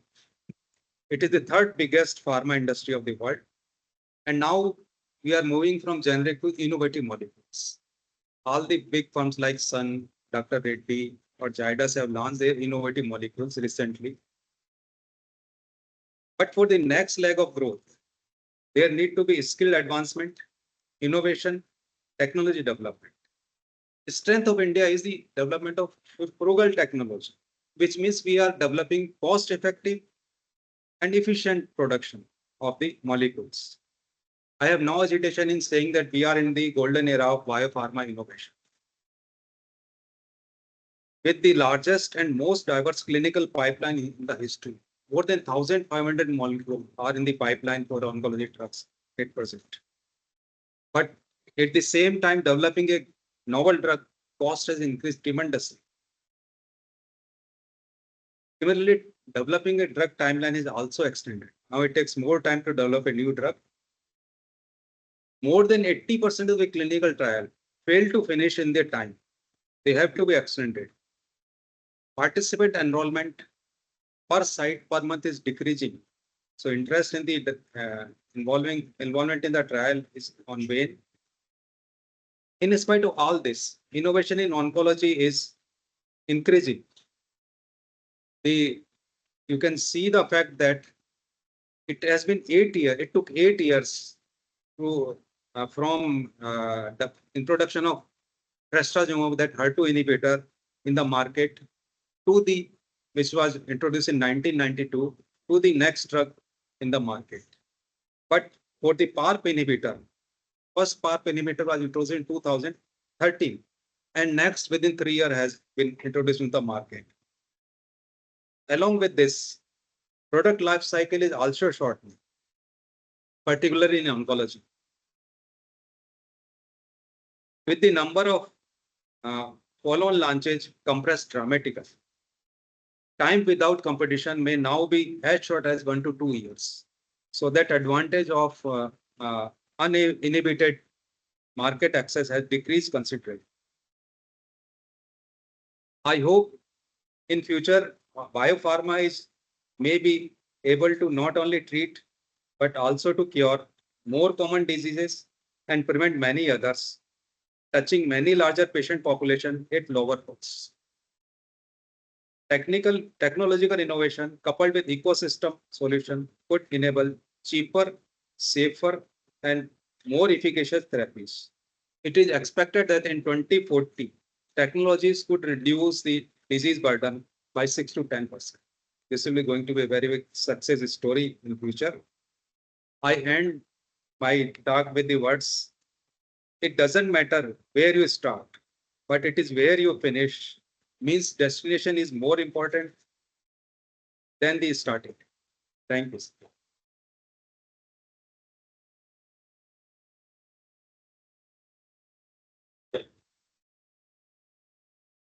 Thank you so much, sir. We are really blessed that you have enlightened us with your knowledge. So I'd like to request our honorable Dean, Professor Prabhu to felicitate Dr. Kishore Singh.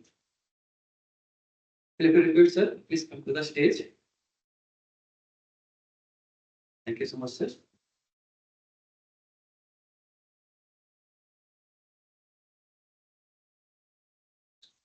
Thanks. So before moving to the distribution of certificates, I like to request our Honorable Director Sir to share his thoughts. And meanwhile, all of you please share your feedback to us, sir.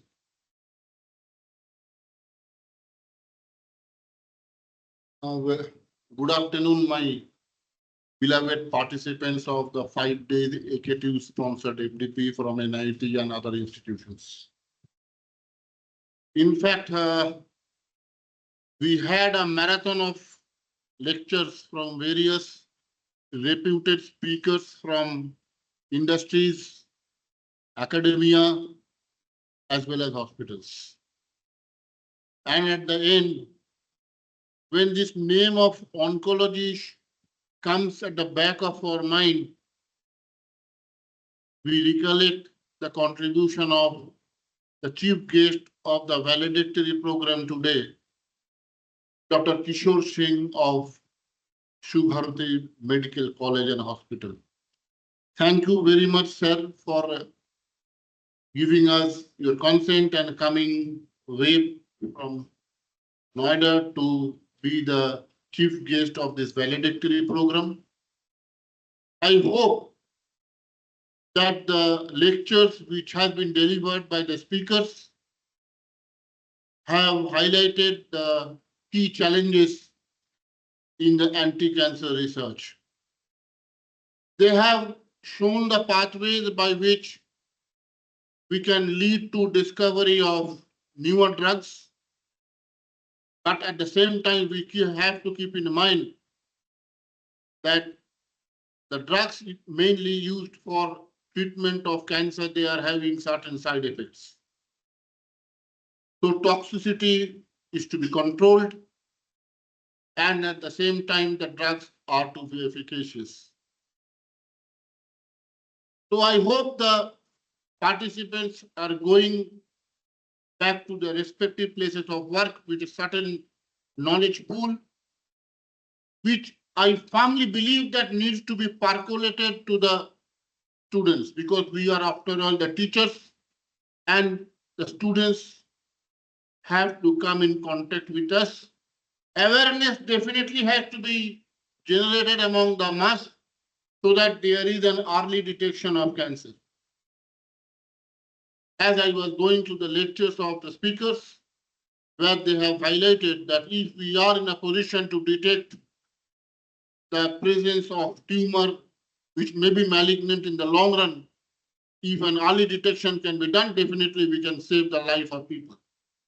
And this needs to be percolated through the students. The students need to be made aware so that they can play a better role as a pharmacist in the society. With this expectation in mind, and a very heartfelt thanks to our respected Honorable Vice Chancellor, Dr. J.P. Pandey, who has been kind enough to sponsor this faculty development program, and above all, the support of management, including Dr. O.P. Agarwal Sahab, who is the managing director. And today we were supposed to have Dr. Nima Agarwal Madam, but as all of us know, that due to the sad demise of her father-in-law, she is not in a position to attend this valedictory program. So whatever the case is, I would like to extend my heartiest thanks to all the speakers, to various members of the organizing committee, the convener of the program, Dr. Rupa Majumdar, and the co-convener, Dr. Rakhi and Obhijit Devnath, and above all the faculty members and the member of the organizing committee who have taken the wholehearted effort to make this faculty development program a grand success. Thank you very much.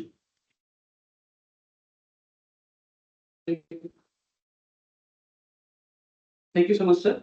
So now for the distribution of all the certificates, I'd like to request Honorable Director Sir, Honorable Dean, the chief guest of our today's program, Dr. Kishore Singh, and Dr. Gauri Krishna ma'am, please come to the stage so that we can distribute the certificate to our participants. I'd like to request Arti Moria ma'am, please come to the dais. I would like to request Dr. Akhi Mishra ma'am, please come to the stage. Photographers, kindly take photos. Miss Sakshi Gar from Kite, Ghaziabad.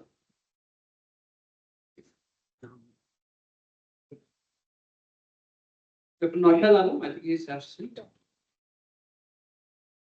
Dr. Anurag Agarwal, please come to the dais. Dr. Rima Sinha. Next. Please mention the name of the college. Dr. Shri Madasa from MCHR Metro College. I think she's absent. Dr. Parisha, she's absent. Dr. Garima Kapoor from Kite. Mr. Noor Hassan from HIMT. Mr. Rajan Kumari. I want the lab to be going on. Mr. Rajan Kumar. Rajan Kumar. Yes, Noor Hassan.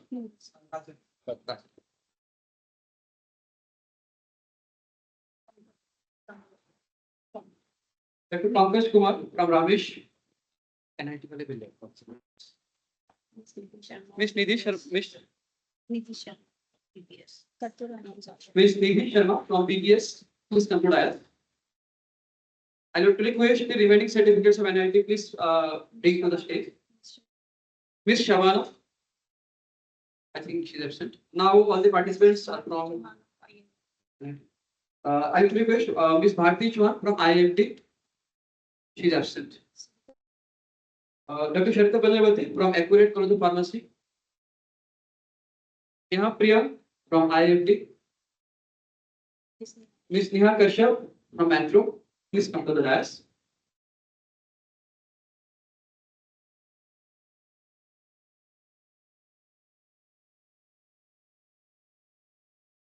I will request Dr. Sulkamal Ma'am, please come to the dais for the certificate. Dr. Salahuddin sir, please come to the dais. Dr. Somaya Das ma'am, kindly come to the dais.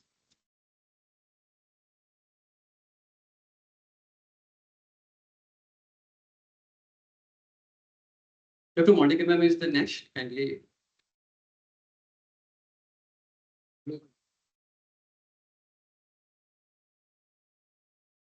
Dr. Rajneesh Kumar sir, I will request kindly come to the dais. Please make huge round of applause. Dr. Sarvanchali Pathi ma'am, kindly come to the dais.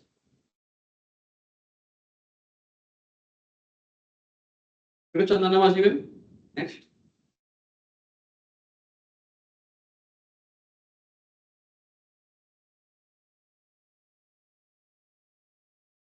Dr. Priyanka Bansal ma'am, I like to request kindly come to the dais. Dr. Priyanka Bansal ma'am. Miss Deepika Pathak ma'am, kindly come to the dais.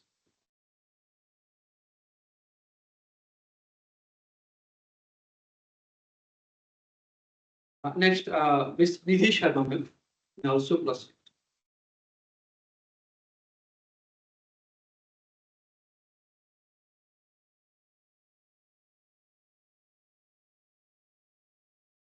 Miss Kavita Rana ma'am, please come to the dais.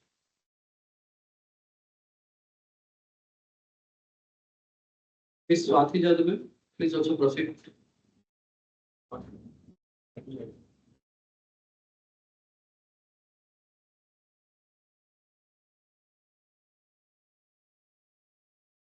I have to look at the photographers, take the photos. Next, Miss Soumya Vishnu ma'am. Mrs. Soumya Vishnu, sorry. Dr. Sanjay Kumar Jadhav sir, please come to the dais.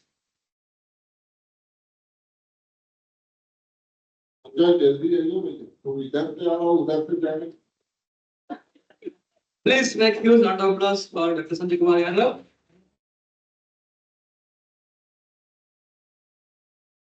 I like to request Dr. Neelam Singh, ma'am, please come to the dais.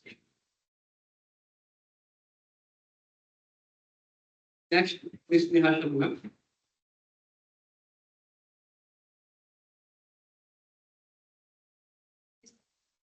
Next, Miss Bhavani Pandale, ma'am, also.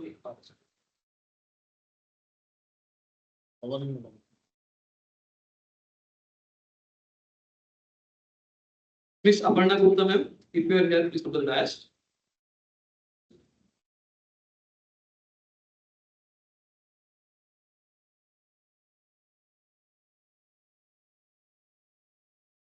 Miss Shruti Darshan ma'am, please come to the dais.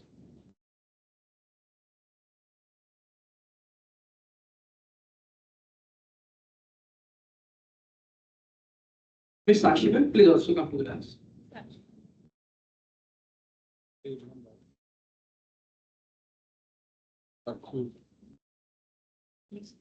Mr. Rajit Kumar Yadav, if you are here, please also come to the dais. Mr. Himanshu, if you are here, please come to the dais.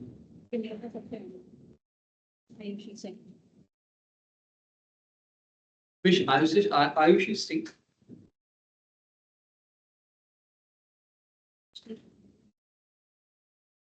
Miss Srishti Tripathi ma'am, please come.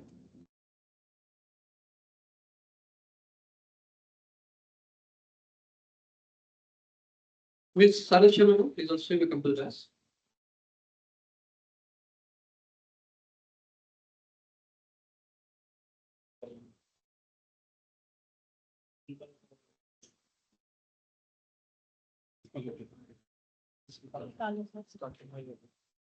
इसमें प्रियंका नहीं Yes, sir. नीचे का Sonia Chauhan Sonia Chauhan So, please come to the dais. ये प्रियंका बंसल से phone Dr. Sushma Verma ma'am, I will request ma'am kindly come to the dais for the certificate. I'd also like to request Dr. Priyanka Bansal ma'am, please come to the dais.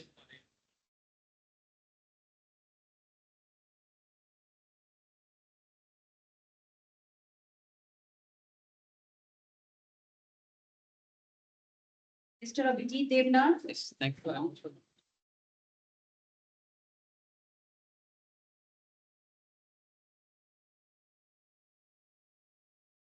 Mr. Anmol Dogra.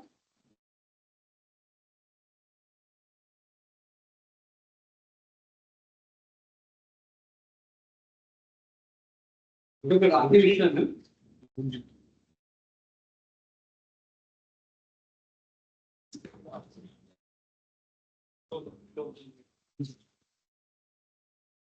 Mr. Rajit Kumar Yadav, please come to the dais.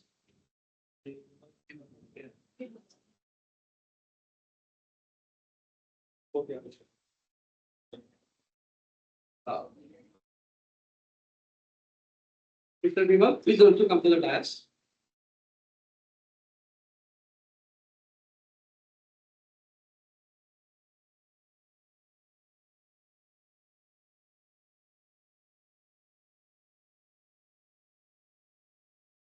So with this, we are ending our this certificate distribution.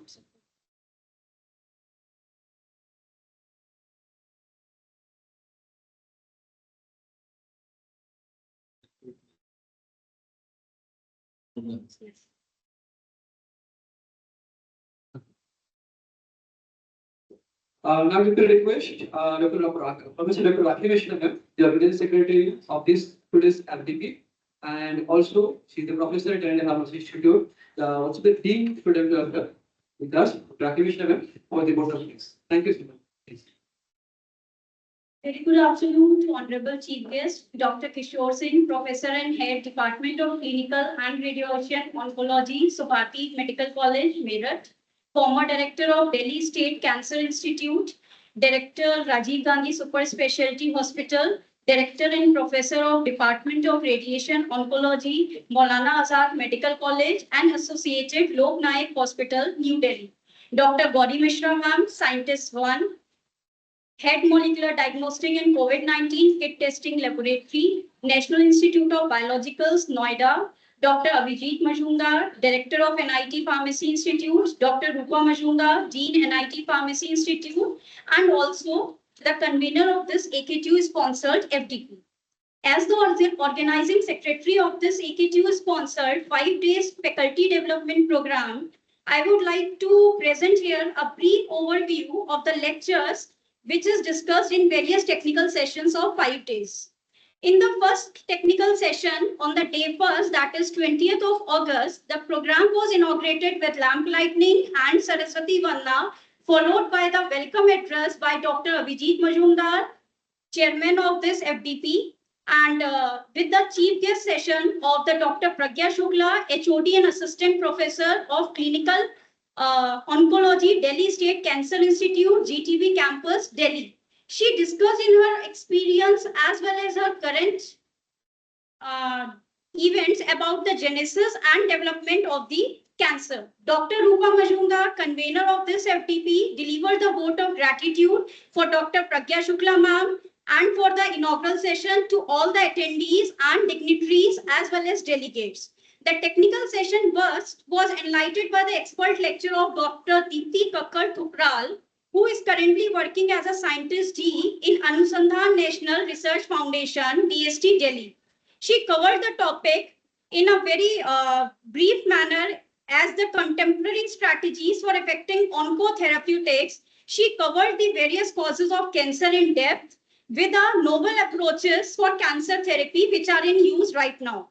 Additionally, Dr. Kakkar discussed how different animal models can be used for the study of oncotherapeutics.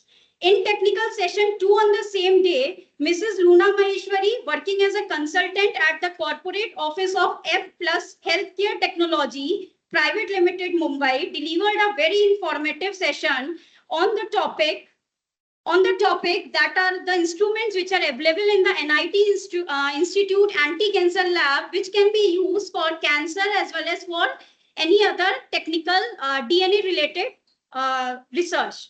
The technical session 3rd on August 21 begins with a presentation on the topic strategic approach for delivery of drugs for the treatment of breast cancer by Honorable Dr. Javed Ali, Professor and Head of Department of Pharmaceutics, School of Pharmaceutical Education and Research, Zamia Hamdard. In his presentation, he discussed on various formulation methodologies with emphasis on the study of lipoprotein formulations. The technical session 4 was covered by Dr. Zeenat Iqbal, Professor of Department of Pharmaceutics, School of Pharmaceutical Education and Research, earlier Faculty of Pharmacy, Zamia Hamdard, on the topic Conquering Women Reproductive Cancer Through Advanced Pharmaceuticals Tools. Dr. Zeenat clarified the primary forms of cancer in women while conveying a message to all women of the society that we must be aware of the cancer symptoms at the very initial stage of the cancer so that it can be diagnosed very easily. The technical session 5th begin with a very informative lecture by Dr. Rajni Mathur, who is working currently as an assistant professor in DIPSAR, and she covered a topic development of medicinal plants for pediatric non-alcoholic fatty liver disease and the role of medical plants in pediatric NAFLD. She provided examples from her team research on 3 medicinal plants that are really found to be effective in treating this disease. The technical session 6 was prepared in a very short time by the talented faculty of our institute, that is NIT Pharmacy Institute, Mr. Abhijit Devnath, on the topic trends in cancer management. He vividly explained the cause of cancer at the genomic level and the role of immune system responsible for causing as well as preventing the cancer.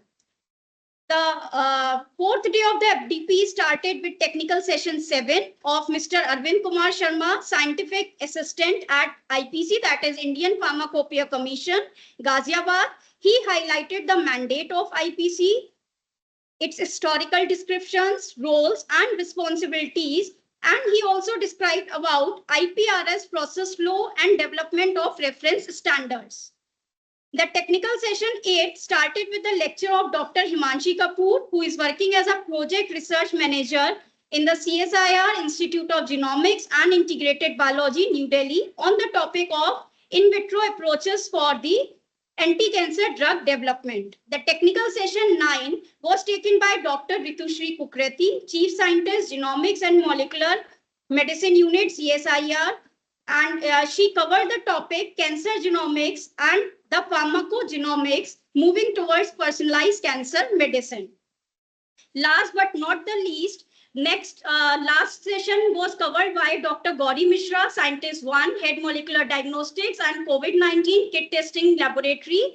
Her studies on the topic importance of quality control regulation and new development in breast cancer studies. Her studies on breast cancer shed light on the significance of various quality control regulations which are useful for the creation of anti-cancer medicines for the upcoming generations. Last but not least, today's valedictory session was graced with the honorable presence of our chief guest, Dr. Kishore Singh from the Subharti Medical College. Altogether, there was a very spellbound participation and interaction in all the lectures between all the participating faculty members from various institutes and the expert speakers. Hope all the participants have enjoyed the lectures and learned many new topics, technologies, which they may apply in their teaching learning process to make them interesting and attractive, and hope these will result in an extreme benefit to their students. I would like to extend my heartfelt thanks to the management of Institute, Dr. Sarojini Agrawal ma'am, Dr. O.P. Agrawal sir, Dr. Neema Agrawal ma'am, Dr. Raman Batra sir, and Dr. Vinod M. Kapse sir for their constant support and motivation. I would especially want to express my sincere gratitude to Dr. Abhijit Majumdar, chairman of this FDP, as well as director of this NIT Pharmacy Institute, for his continuous cooperation and help throughout this FDP. My special thanks are due to all the team members of this FDP. The first team is organizing committee members, Dr. Salauddin, Dr. Soumya Das, Dr. Chandana Maji, Mrs. Neha Sharma, and Mr. Himanshu Sen. Registration committee, Dr. Sushma Verma, Dr. Priyanka Bansal, Dr. Neelam Singh, Ms. Sonia Chauhan. Scientific committee, Dr. Monica, Dr. Swarupanjali Padhi, Mr. Anmol Dogra, Mrs. Nidhi Sharma, and Mrs. Shruti Vashne. Photography and media committee, Dr. Rajneesh Kumar, Ms. Aparna Gupta, Mr. Ranjit Singh Yadav. Food and Hospitality Committee, Dr. Sanjay Kumar Yadav, Ms. Swati Yadav, Ms. Soumya Mishra, and Ms. Ayushi Singh. I extend my special heartfelt thanks to the Stage Management Committee, Mrs. Bhavani Pentela, Ms. Sharat Sharma, Mrs. Kavita Rana, Mrs. Deepika Pathak, and Ms. Sakshi Rajput, and also Ms. Chanchal Sharma for their beautiful decoration done by them in a single span of day. And my special thanks are due to our volunteers who are also our MPharm students, Ms. Renu Sharma and Ms. Pallavi for their untiring efforts in whole 5 days FDP. Again, I am thankful to all our anchors, Mr. Abhijit Devnath, Mr. Anmol Dogra, Ms. Deepika, Ms. Rashti, and Dr. Neelam Singh for their wonderful anchoring, without which the program would have not been successful. My special thanks to Mr. Abhijit Devnath for his tremendous support and cooperation in carrying this FDP. I'm also thankful to Mr. Vinay Kumar for providing the technical support in whole this 5 days FDP. And now, as an organizing secretary, I am thankful to the convener of this FDP, Dr. Rupa Majumdar, whose support, motivation, and ideas are only the pillars for successful completion of this FDP. Now, I would like to conclude. Regards and best wishes for a pleasant day. Thank you so much. Thank you so much, ma'am.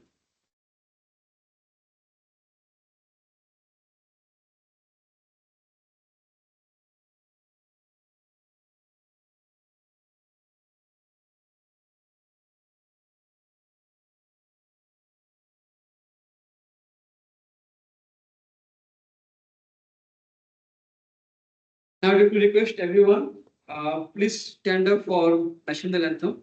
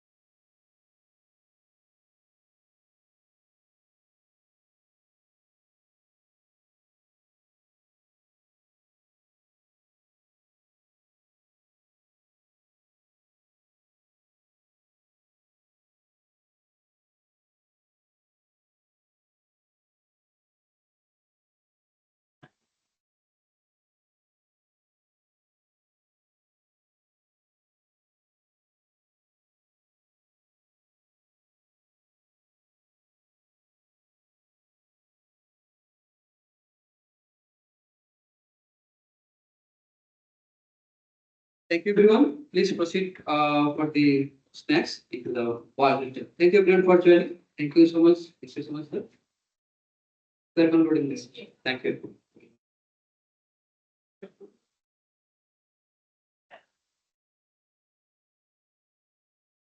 Hello. Okay, yes. Okay. Yes. एक minute, एक minute दो।